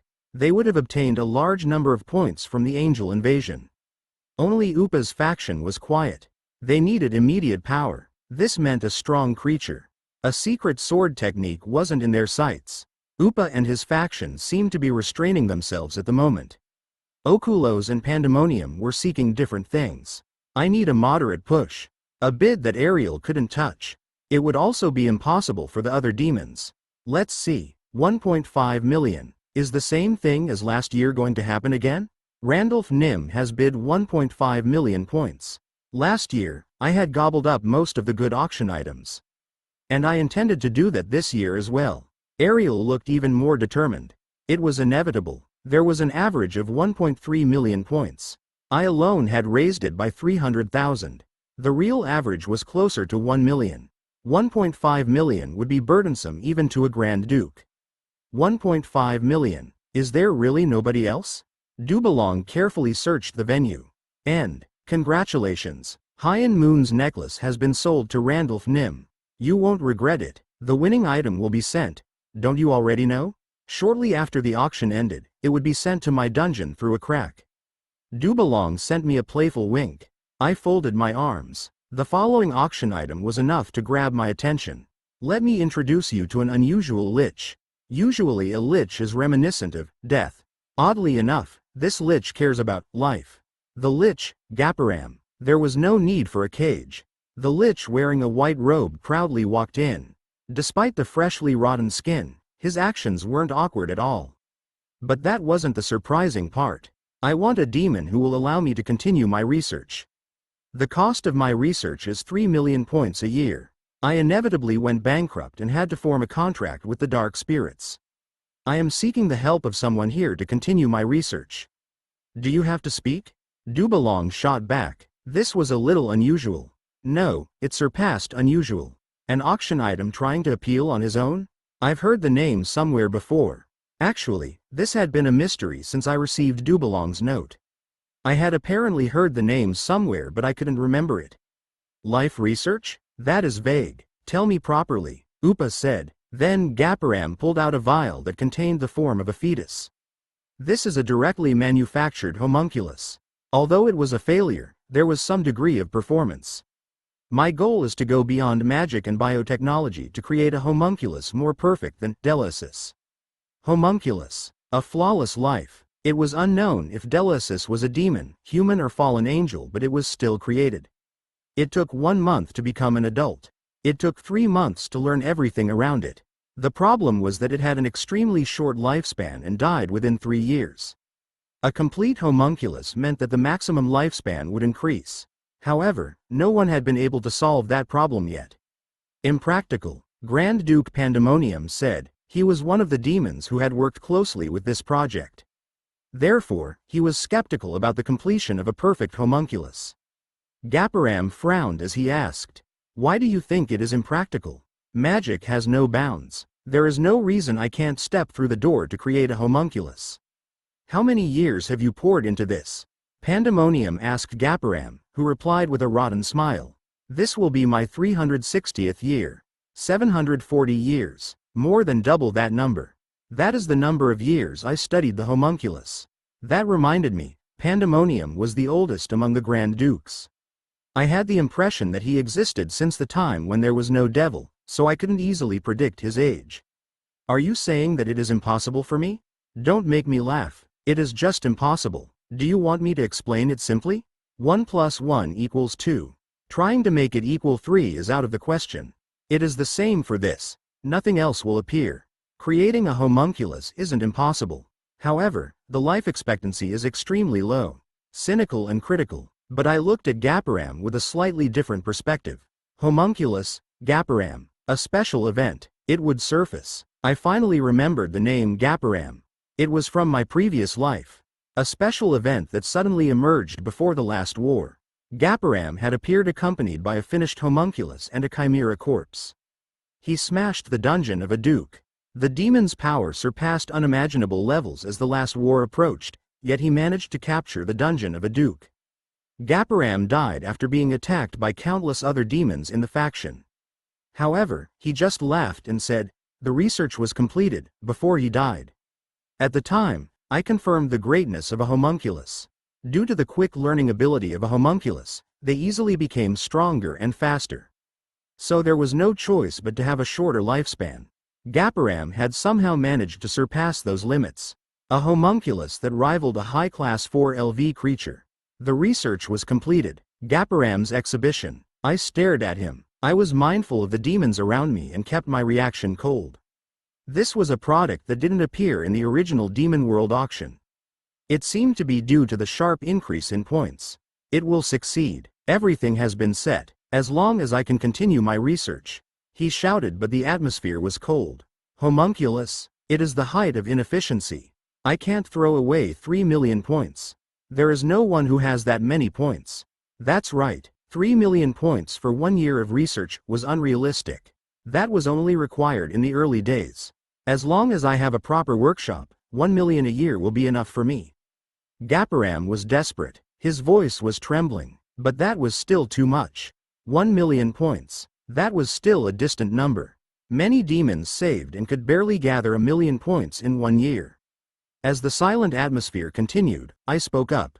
Dubalong. Yes, yes? Randolph Nim. What's wrong? So, is it going to start? Ah, it is starting at 0 points.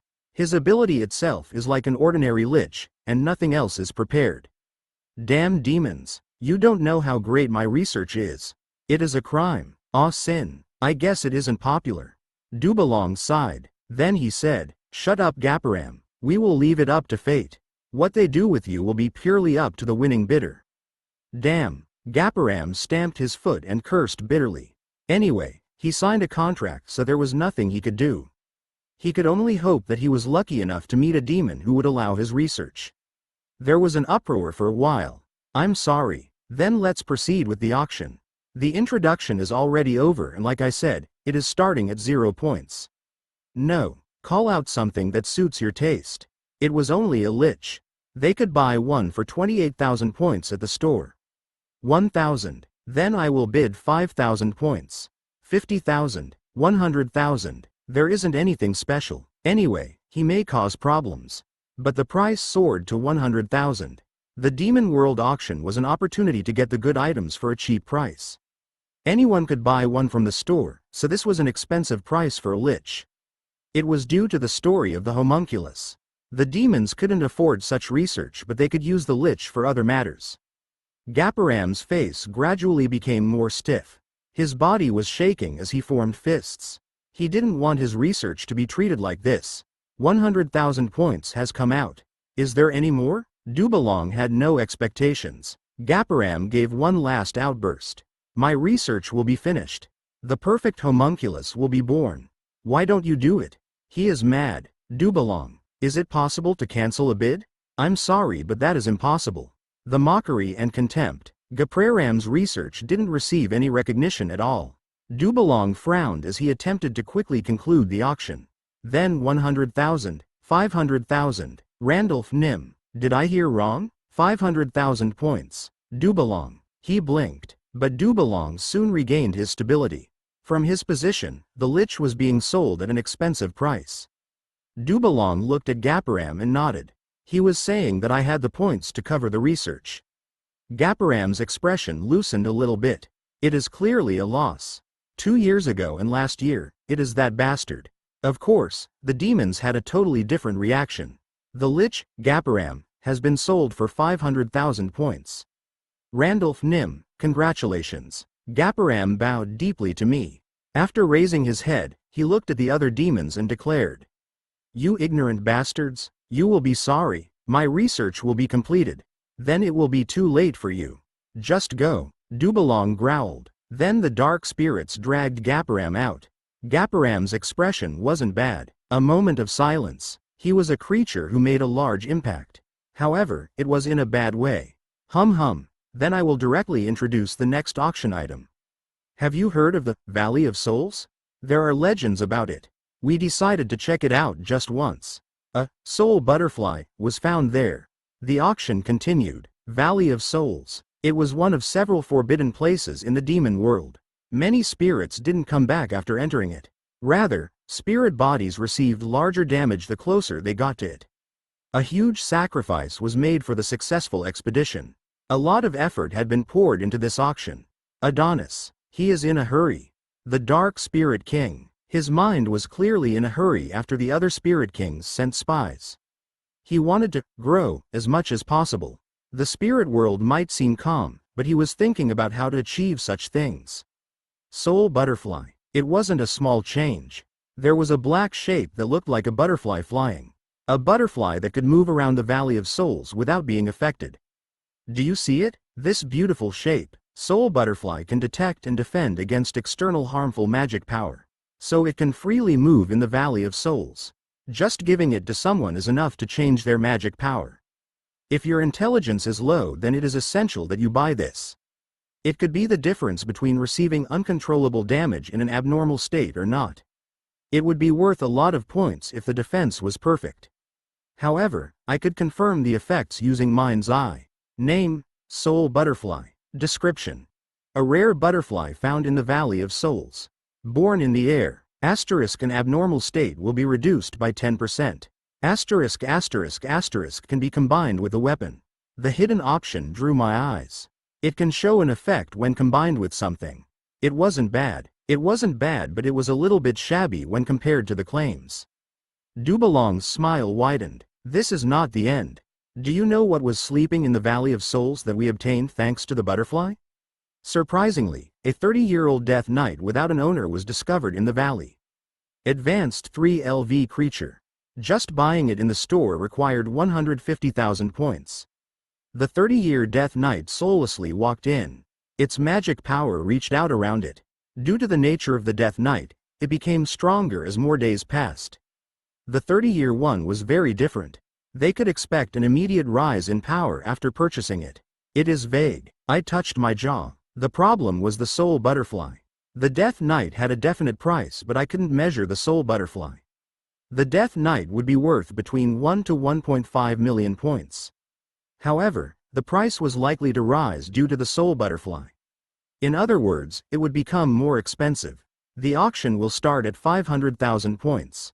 Don't worry, the 30-year Death Knight is worth it. Perhaps some of the guests here have experience with Death Knights in the demon world. How reassuring would it be? You will be able to make your enemies afraid. 500,000. A bid from Duke Vasak. 500,000. 700,000. Duke Drekal Nim. 800,000. Oh, Grand Duke Upa Nim has entered the competition. The competition was heating up. A Death Knight was a symbol of resistance among the nobility. It would be foolish to drive such a powerful knight to an enemy demon. There was no way. The destructive power of the Death Knight was sure to appeal to many. I worried about it for a short moment. I want to purchase it for below 1.5 million. I would abandon it if it became more than that. It wasn't worth spending more points on the soul butterfly. I was likely to receive damages if I was too greedy. It was unlikely that things would be turned upside down. Yet there were still many auction items remaining. And I didn't have an infinite number of points. 1 million. Oh my god, Randolph Nim. You are participating 3 times in a row. Dubalong is expecting a lot from you. The atmosphere became chilly once again. First year, second year, now it was the third year. It was basically my solo show. At the same time, they realized that there was something strange about me. Pandemonium and Okulos knew to some extent, but Ariel and Upa's factions had to guess. Is there anyone else? This product is too good to pass up. The time they spent thinking about it increased. They also couldn't run wild.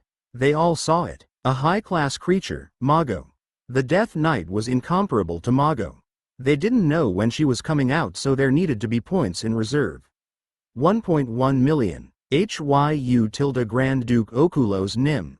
Nice to see you. I hope you become the owner of the mighty Death Knight. Dubalong made somewhat exaggerated gestures as he sighed with relief. I frowned as I heard Okuyo's voice. Doesn't Okulos hate Death Knights? I was sure because I had never seen Okulos use a Death Knight. He was a nature demon, so he tended to avoid Death Knights who carried death around with them. Is he trying to make up for the minions he lost against the cruel commander? I didn't think it was due to the soul butterfly. His skill, pending question, wasn't higher than mine's eye. I was curious. If he was only trying to fill the troops, then he wouldn't bid too much.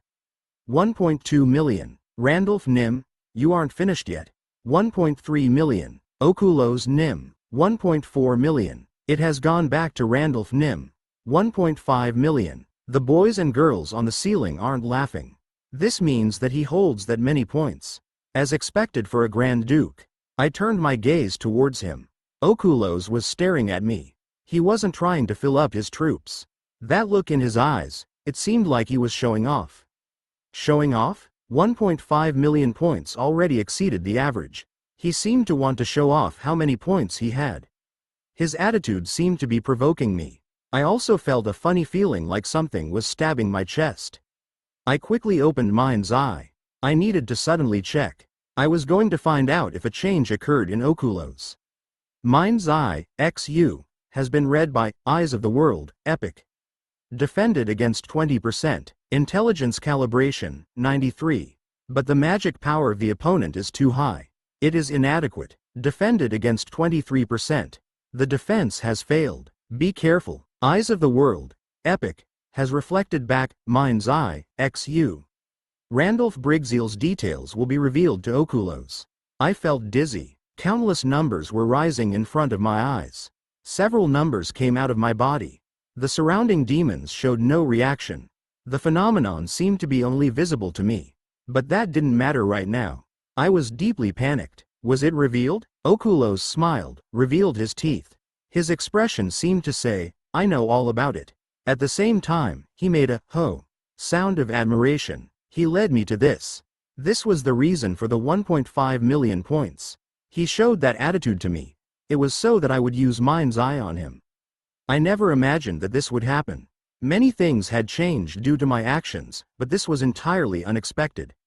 My eyes narrowed. Eyes of the world. It is probably an evolution of pending question. But I didn't see that skill in my previous life. How did he manage to evolve it to epic grade in such a short time? I clenched my fists as sweat flowed. My saliva dried up. Originally, Okulos didn't have the skill eyes of the world. It was the same in my previous life. This meant the big change was due to me. But it was still unusual. Raising a skill from unique to epic in only a few months? That wasn't possible even for me. My heart started running wild. He could see a lot if he saw my status window. He could also infer a lot more. The Soul Butterfly and Death Knight have been sold to Okulos.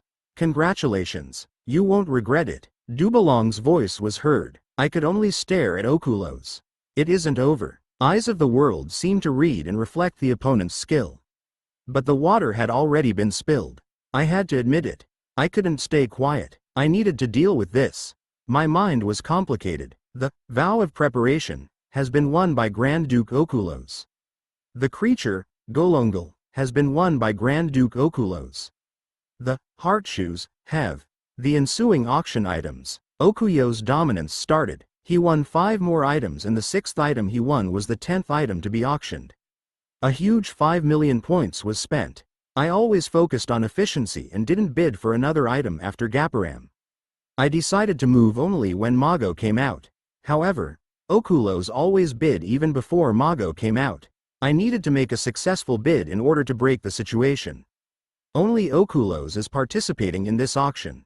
It was another unusual point.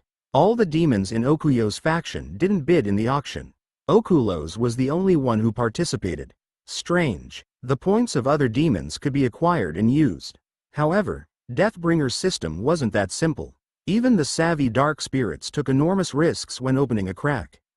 Trading points was only allowed for legitimate transactions. A reasonable value for goods? Yes, it was theoretically possible. A demon could sell everything in their dungeon. But they couldn't do such a thing without unwavering faith. It only required one demon for betrayal. And it was ridiculous for demons in a faction to believe in each other. This was impossible. Okulos. What magic is this? There was a change. I couldn't read those changes. 12 people. If I combined the points of all the demons in Okuyo's faction, it should still be less than mine. However, I would have to take a loss. Now, the 11th auction item has finally emerged. I bet everyone paid attention to her before the auction. From the Celestial Maiden clan, the high-class creature, Mago. A legendary creature that can travel on the wind and is worth millions of gold. I will be introducing her now. The eyes of the demons shone. The item everyone had been waiting for finally appeared. I was also filled with tension. In particular, I wanted to keep Okulos in check before he got bigger. He might have read my status window but he didn't know my total points. Kwang, Kwang. Soon a huge cage was brought in by the dark spirits. Mago was inside it. Mago kept turning her body around and cried out. Dubalong bowed his head gracefully and extended a hand. It will start at 1.3 million points. 5 million. Okulos Nim? That isn't enough? Ah, no. Oh, Kulos Nim has called 5 million points. Dubalong was jolted from his surprise. 5 million points. The boy and girl statues on the ceiling were still not laughing. They moaned as the points were shouted out. In other words, they were thrilled. There were no other demons that could participate. In the case of Grand Duke Upa, his face turned red at the thought of losing Mago. However, no one cared about Upa. Okulos glanced at me with a smile. He was only looking at me. Okulos? He was hostile towards me? He thought he knew my power from checking my status window? Then he picked the wrong opponent. Quadaduke. I gritted my teeth. He could obtain other items, but Mago was mine. The only high-class 2LV creature present. It wasn't likely to come out the next year or the year after. At the very least, it would increase my lead for a year. I needed to obtain her. I had to firmly maintain my position. I didn't know what Okulos planned to do with my information. However, I wasn't going to hide myself away like a good prey. 6 million. Randolph Nim, it can't be. Unbelievable. I can't believe it. This is a really different race. 7 million. Crazy, it is really crazy. Mago's cries are acting like a celestial harmony. Where will this end? Thanks to this, it was announced that Okulos had at least 12 million points. I frowned as I thought about it. I thought I was the only one who had reached over 10 million. 8 million. Ah, it is a truly reasonable price for Mago, but it has been a while since I felt such a thrill. Randolph Nim has called 8 million points. Silence flowed. All the demons were looking between Okulos and their eyes were filled with complex emotions like doubt, jealousy and annoyance. It was inevitable. An average of 1.3 million. I drove up the average from 1 million by 300,000 points. For many individuals in this auction, 1 million was the limit at which they could participate. It was common sense. They had seen the practical parts involved in managing a dungeon in the past 2 years. It was surprisingly difficult to collect points. However, that common sense was completely broken. It was already half smashed. How? The first emotion felt was doubt. But there were no answers. I knew many things that would happen in the future. That's how I was able to act solo for the past 2 years. But, a new leader had showed up. Okulos. Kuahahaha. He laughed out loud, an uncontrollable and wild laugh. It was strange when thinking of Okuyo's personality. He was someone that almost never expressed his feelings. In particular, he acted like a stone in front of other demons. However, there was no doubt. His body shook like he was greatly moved. Indeed, Randolph Brigzeal, you have crossed the line. Your entire power wasn't shown the other day. Kahahahaha. Stop talking nonsense. I didn't know what he was talking about. The line? It was the first time I heard about it. I didn't like the feeling of someone defining and judging me. Especially when that person was a Grand Duke. However, Okulos continued to bark. I will tell this to all of you. This game is not possible. It is ridiculous to think that you guys will ever grow beyond a puppy. It is because you haven't crossed over the line. Okulos, you are interrupting to talk alone to a wall. I can't listen anymore, Dubalong said with a nod. But Okulos showed no interest in Dubalong's words and didn't respond. All the Grand Dukes, Dukes and Demons were concentrated on Okulos. I felt weak the moment I accepted Deathbringer's offer. I thought it was simply a restriction. But no, I realized after gradually regaining my strength and crossing over the line. The weakness is preparation for a jump. I will become stronger and eventually evolve. I will become an existence beyond the devil. A passionate rant. It wasn't limited to me, but a message conveyed to all the demons. That wasn't the end. Aren't you curious? It is possible to be reborn as any existence. Why are you focusing on humans? Destroying the planet Earth is simple, so why can't you figure this out? Okulos, that guy, is he crazy? Ariel, she spoke coldly. Becoming a devil, that was the goal the Grand Dukes were focused on. But it was dismissed as simple. Okuyo's remarks had definitely gone too far. I didn't originally plan to say this. It is never good to give benefits to the other side. But I feel too sad. It is impossible to become a species if I evolve alone. All of us have to transcend in order to become a species. So I will give a chance to you. Randolph Brigzeal has a head start, but you still have the opportunity. You might be weak right now, but become stronger. Strong pride, self-esteem, from my viewpoint, you are still beginners. Too young for such opportunities. If you are too weak, if the root itself is weak, evolution will be impossible even if you become stronger. However, the Grand Dukes that have ruled the demon world for hundreds of years are a different story. Many phrases were conveyed, but the message was simple. Only the Grand Dukes and I weren't lacking. A true declaration of hostility. The frowns naturally increased. I can sense that you've assimilated with the souls of the demons under you. Okulos, have you really gone crazy? Pandemonium ventured out at this moment. He was old and well versed in creatures and spells. He frowned. The flow of your magic power has strangely changed. This isn't natural for demons and you are going down the path of your own destruction. The 12 demons under Okulos. Their souls were assimilated, so he could even use the points of the demons under him.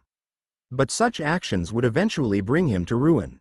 It was very dangerous to assimilate souls and there had been no successful cases. Such acts were forbidden in the demon world. However, Okulos seemed to have other ideas. No, this is the beginning of my evolution. Everyone can't see it, but I can feel it. The unstable souls are balanced by my naturalization skill. Of course, this method isn't correct. It is just one of several ways to make me more comfortable. In short, I have a way to break common sense. Pandemonium clicked his tongue. He realized that communication wouldn't work. The generosity and kindness of a Grand Duke was limited. The reaction of the other Grand Dukes was the same. Connecting the souls. Assimilation. They knew too well the risks that it would bring. Yet the crazy Okulos was only talking about evolution. It was great that he had a vast amount of points, but that was all. Yes, I hate to admit it, but you will soon know. All those who step over the line will be qualified. Please, realize it before the hunter starts hunting. I will welcome anyone who wants to follow me in the end. The hunter was referring to me. It was obvious that he saw my title. Okulos turned around. The 12 demons under him moved like they were one as they followed him. Keek, Kung. The cold atmosphere disappeared as the door closed. Okulos abstained from buying anything else at the auction. I quietly looked in the direction that he disappeared in. Originally I was going to get rid of Upa first. My plans were constantly changing. Upa was placed as the top priority merely because he was annoying. Once Upa started moving, he would fight dirty. I had aimed to cut off the stem. Someone like that would become more annoying the longer I left him alone. If I knew the situation would turn out like this, then I would have poured in everything when I had the cruel commander. Although I likely wouldn't have been able to stay hidden after that, I would have flown higher. I deeply reflected, how could I have expected that Okulos would swallow up other demons to obtain power? I could deal with Upa because he didn't know me. However, Okulos knew me. I also didn't know the levels he had reached. There was no way he would only make a little bit of progress. So, Okulos, you should have remained in the background. First of all, I had to eliminate him. The auction continued. As a result, Mago ended up in my hands. I had roughly 11 million points remaining. Originally I had intended to buy only one more item, but I changed my mind. It seemed necessary to reinforce my strength. Okulos had assimilated the souls of 12 demons. He seemed to be aiming for my back, so I needed to be able to handle him. Or else I might end up stabbed through the neck. But a little more time was needed. My strength was still lacking against 13 demons, including Okulos. I need to handle this problem. There is also the possibility that he will self-destruct due to the assimilation. Okulos needed to be killed. I was positive that his body was currently burning up and suffering from the process. If I was lucky, then Okulos and the remaining 12 demons would self-destruct. I needed to do some preliminary preparation at this auction. My original plan was to select the appropriate items to build up my power, but Dwarf King, often referred to as the final form of a dwarf. The Dwarf King is born knowing how to handle all metals. It will start at 600,000. 600,000. Marquis Anastasia Nim, 700,000. Grand Duke Upa Nim, 800,000. Once again Randolph Nim. Where is his limit? The atmosphere once again died. It was natural for them to feel weary and resentful. The result was shown from Dubalong's following words. The Dwarf King has been sold for 800,000 points. Congratulations Earl Randolph Nim. The Dwarf King was indispensable when it came to creating things from the Tree of Origin.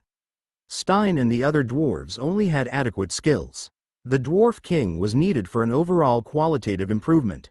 The equipment and weapons used by the Dark Elves and creatures would be enhanced. That alone made it worth spending 800,000 points on the Dwarf King. After that, I gave up a few items. I relaxed and played the role of a decoy. My purpose of participating in this auction had changed, but I couldn't neglect my final goal of hampering the demons. Soon the 19th auction item arrived. Now, let me introduce the following auction item. I introduced them in last year's auction, M1 and M2. They were only iron sheets, so some didn't realize their true value. Only the buyer personally experienced the benefits. But this time, it is worthy of praise at first glance. M3. Shiok. Slow footsteps. Soon a knight wearing full-length red body armor and holding a long lance could be seen. Different. There were few similarities to M1 and M2. From the feel of the magic power to the appearance, everything seemed quite different. Plus, M3. I couldn't remember him. There was no reason why I shouldn't be able to remember a golem like this. He gave off a strong presence with just one glance. I opened mind's eye with interest. Name: M3. Stats: Strength 90, Intelligence 0, Agility 90, Stamina 80, Magic Power 80, Potential 340 its. Uniqueness: completed from the beginning. There is no more need for growth and there is no sense of self since its intelligence is 0. But the golem gives its best performance under a powerful master. There are more improvements since M1 and M2. Skill: Gale, XU, Joint Attack, XU. My first thought after checking M3's status window was obedient. He was good in all respects when compared to M1 and M2. In particular, Gale and Joint Attack were perfect skills to use. He was strong enough to engage with high-class creatures. Although he was slightly lacking compared to Mago, the other Grand Dukes were eyeing him. It will start at 600,000. It was the same opening bid as the Dwarf King, but the atmosphere was more heated. It was a law that in order to create something, materials were needed. I had the Tree of Origin to use as materials for the Dwarf King, making me different from the other demons. Materials were more readily available for me. 600,000. Duke Vasak Nim. 700,000. Marquis Ganwiziu Nim. However, it was a different story when it came to pure strength. I had M1 and M2, so my eyes naturally went to M3. 800,000. A hot atmosphere. Awesome. Earl Bahasso's Nim. Mago, who received the hottest attention, was sold to me, so the demons weren't worried about their points anymore. All hesitation about buying things had disappeared. Of course, I was the decoy so I couldn't stay still. For example, Duke Vasak Mentum, who looked interested in the auction, would continue to participate after I bid. Right now, it was fun to watch the bidding. They wouldn't be able to move unless instructed by Grand Duke Upa in advance. He is a demon who covets things. He is planning to gobble up the items in the second half. He has such intent. Due to the nature of the Demon World auction, there might be good items in the beginning and bad items at the end. Sometimes more useful items would often appear in the second half. Perhaps, Upa was truly aiming for the second half. After losing Mago in the beginning, he didn't participate and decided to focus everything on the second half. So he was trying to thin out the competition in advance. My expectations didn't seem wrong when considering how toxic Upa and his faction was. He clearly established a strategy. He must be feeling urgent. In fact, Upa wasn't in a good situation right now. He lost demons, so it was necessary to reinforce his power. He looked impatient after the auction started, but now I knew his actions weren't the truth. A smokescreen. That's right, smokescreen. He aimed to use this to trick the enemies and reverse the situation. Thanks to Okulos, most eyes moved away from Upa. In fact, Grand Duke Upa's faction had won the most goods from the auction so far. I only just realized this. Okulos acted as a decent smokescreen. Talk. I slapped my knee. Okulos left such a strong impression that it eclipsed Upa's faction. This could be a huge chance for Upa. The other Grand Dukes, Ariel and Pandemonium. Did they realize Upa's strategy? 900,000. He is playing. Earl Randolph Nim. 900,000 points have come out. 1 million. Ah, this time it is Grand Duke Upa Nim. Upa was still faking an uncomfortable expression on his face. It was ridiculous. The Grand Duke was still acting as he came forward. Certainly, the situation was rapidly changing. Even now, Upa still looked anxious and irritated. It seemed like he couldn't make the top bid anymore. At the same time, he knew someone else would surely make the top bid. Some demons are looking at the long term. 1 or 2 years would make a significant difference. I had purchased Mago while Okulos became stronger through a taboo method. He had to hurry. In order to eliminate his anxiety, he was obsessed with getting more creatures and good items. 1.1 million. Grand Duke Pandemonium Nim. M3 is a very powerful golem. Pandemonium, who is familiar with magic, has realized the astronomical value of M3. The behavior that Upa showed here was simple. The sound of his fingers tapping wouldn't stop. Grand Duke Upa and his faction showed a great performance. It was silent after Pandemonium's words. It was a sign that it was settled at 1.1 million points.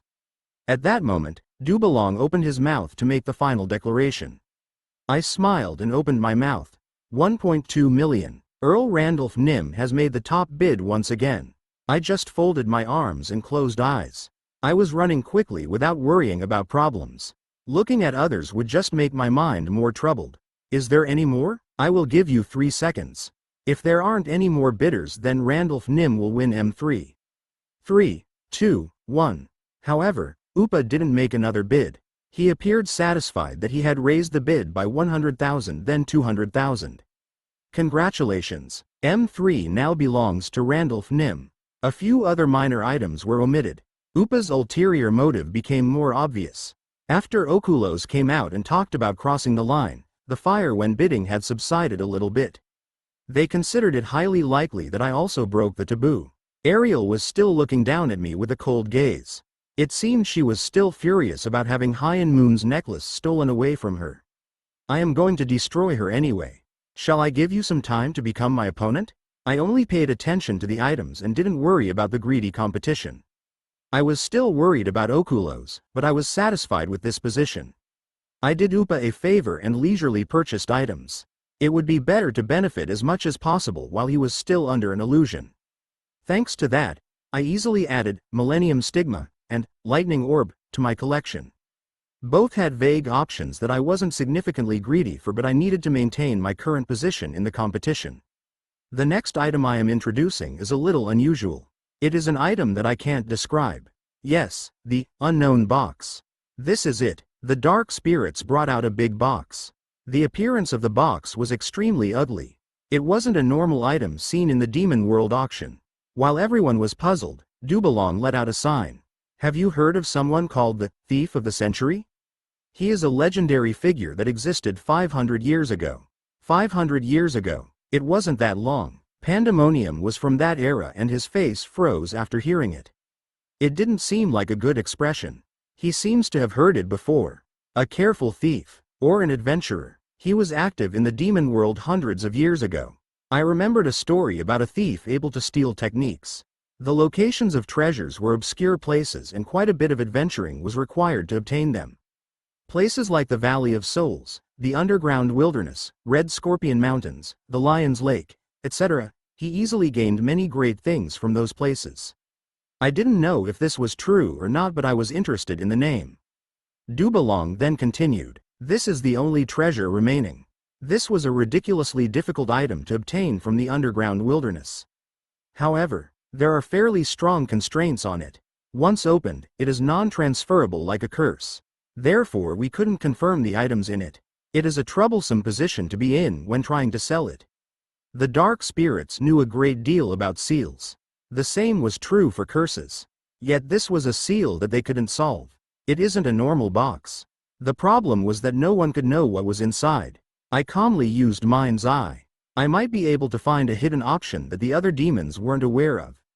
Name: Unknown Box. Description: a box concealed by a famous thief. It is unknown what the box contains. Asterisk: it is non-transferable once opened. Everything in the box will be forced onto the person who opens it. Asterisk: only one item will emerge and the rest of the items in the box will be destroyed. The higher the person's intelligence, the higher the probability of a good item coming out. It reminded me of the Mimic. It was a box-type creature that hid exclusive items in its body. But only one item would emerge while the rest would be destroyed. Higher intelligence. Nobody knew what would emerge. Instead, intelligence was largely involved. Intelligence. I had Chrisley up my sleeve. She was someone who had an overwhelming 105 intelligence, a number that surpassed 100. It was enough to make a gamble. The only remaining thing was the price. It will start from 1 million points. I'm sorry. However, our losses were too big while obtaining it from the underground wilderness. Of course, this box was carefully hidden, so I'm sure the contents aren't ordinary. Isn't there a high probability of it containing a sealed item? Even Dubalong didn't seem certain. Yet he was still trying his best to sell it. It was in order to make up for their losses. It wasn't possible to transfer, so the dark spirits couldn't check it. Even so, the price was too high for a sealed item. The demons couldn't see the hidden options, so not many would think of buying it. The dark spirits wanted only one person. It was the reason why Dubalong looked around with embarrassment. Too many spirits had died while exploring the wilderness. It was a much more dangerous place than the Valley of Souls. Is there really nobody? The last box left behind by a legendary thief. We followed his footsteps, but he didn't leave anything else behind in the world. Only this box remains. Aren't you curious? The only one. I decided to buy it.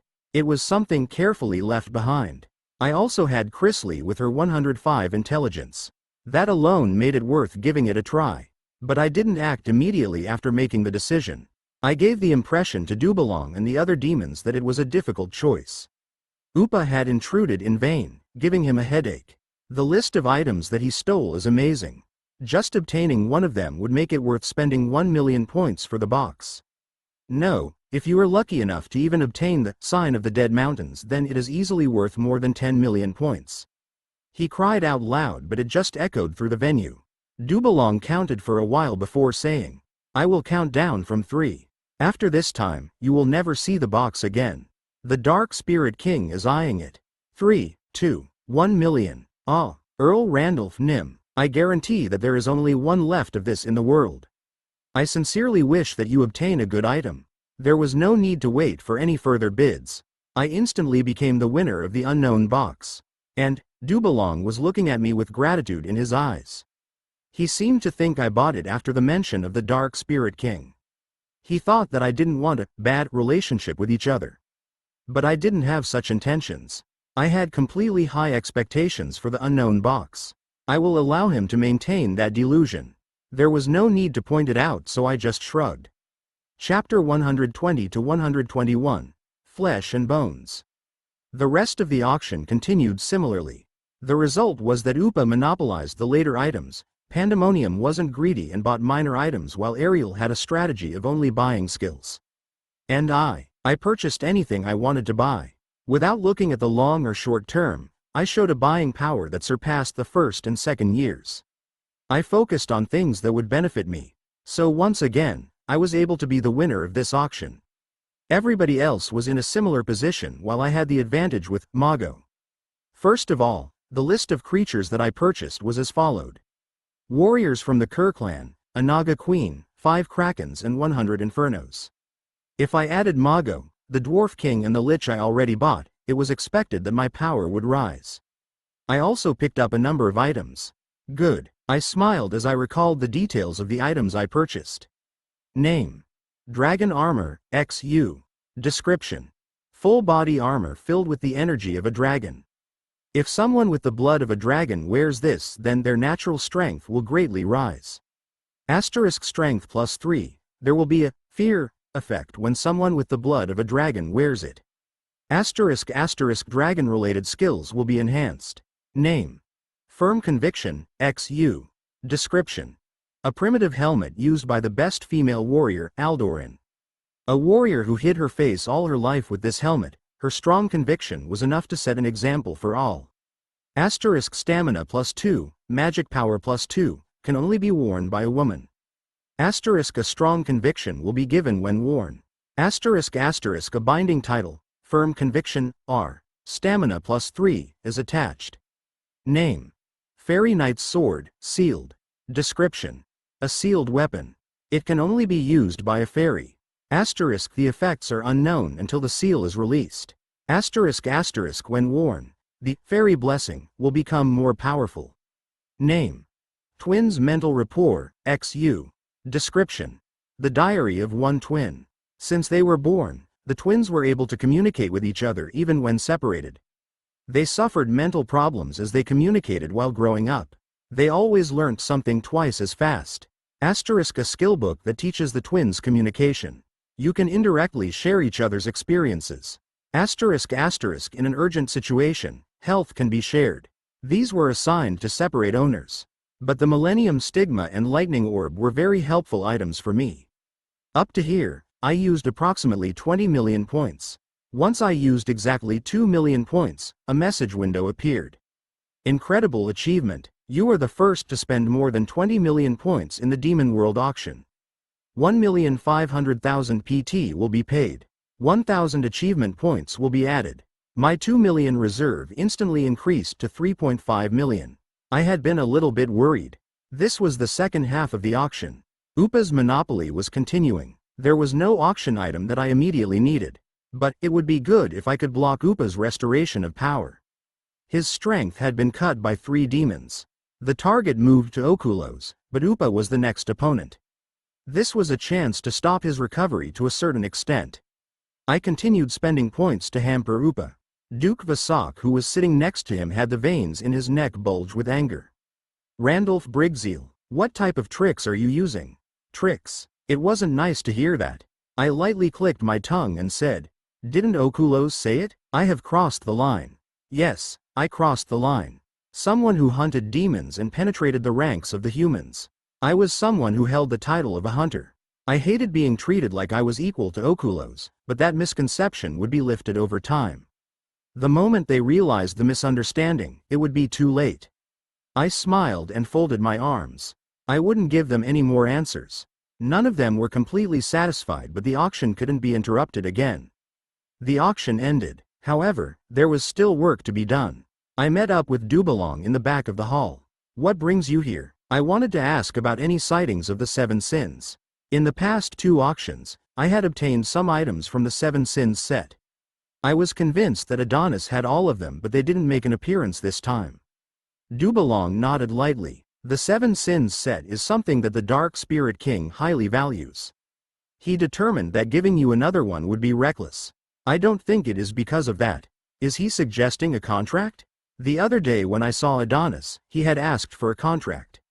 I refused, so this was clearly the result. Dubalong's expression changed at my frank words.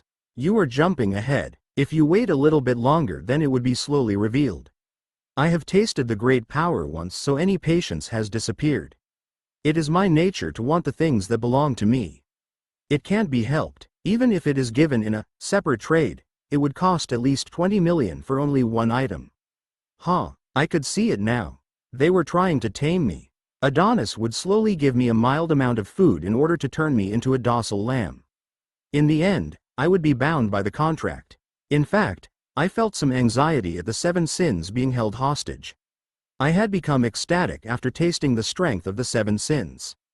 That strength was like a drug and couldn't be easily cut off. 20 million points. It is unfortunate, but I don't have that. Anything less will be difficult. Then what about this? I have something that can raise the limit of the potential.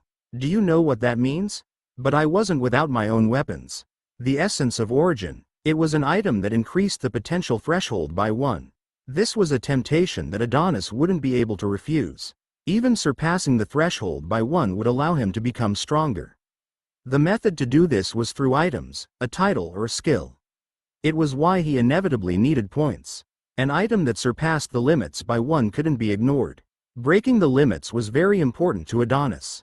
Therefore, he had no choice but to try and increase the limit by at least 1. As expected, Dubalong's expression changed. He bowed his head like he was thinking about it. In reality, he bowed because it felt like he had been punched in the abdomen.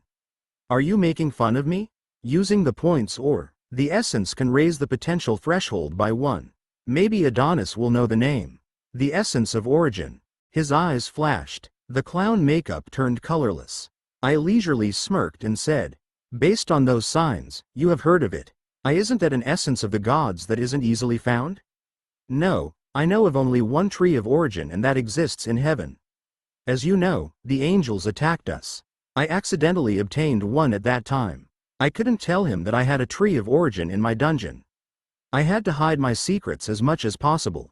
Dubalong tried to suppress his excitement as he spoke. What do you want? As a reminder, we don't have all of the 7 sins set. In addition, we can't hand over all of it for just 1 essence. They couldn't hand over the whole set? I was a little bit disappointed. I wanted the complete set of items. However, I wasn't in a significant rush. I had managed to replace one of the 7 sins set with the infinity armor. I think in exchange for the essence of origin. The moment that I was trying to speak. Master, there is big trouble. Sik has sent Yihi an urgent request for help. Creatures are attacking. It is hard to block them. What are you thinking? Dubalong couldn't endure it and asked. I frowned and shook my head. We will have to delay this. Have any demons left the Demon World auction yet? Grand Duke Okulos and his faction are the only ones who have left. What is the problem? The demons stopped all activities on the day of the Demon World auction. Of course, their creatures couldn't move without their orders. They could give commands ahead of time, but it was unlikely they would entrust attacking a dungeon to someone else. Especially if the number of creatures moving was hard to stop.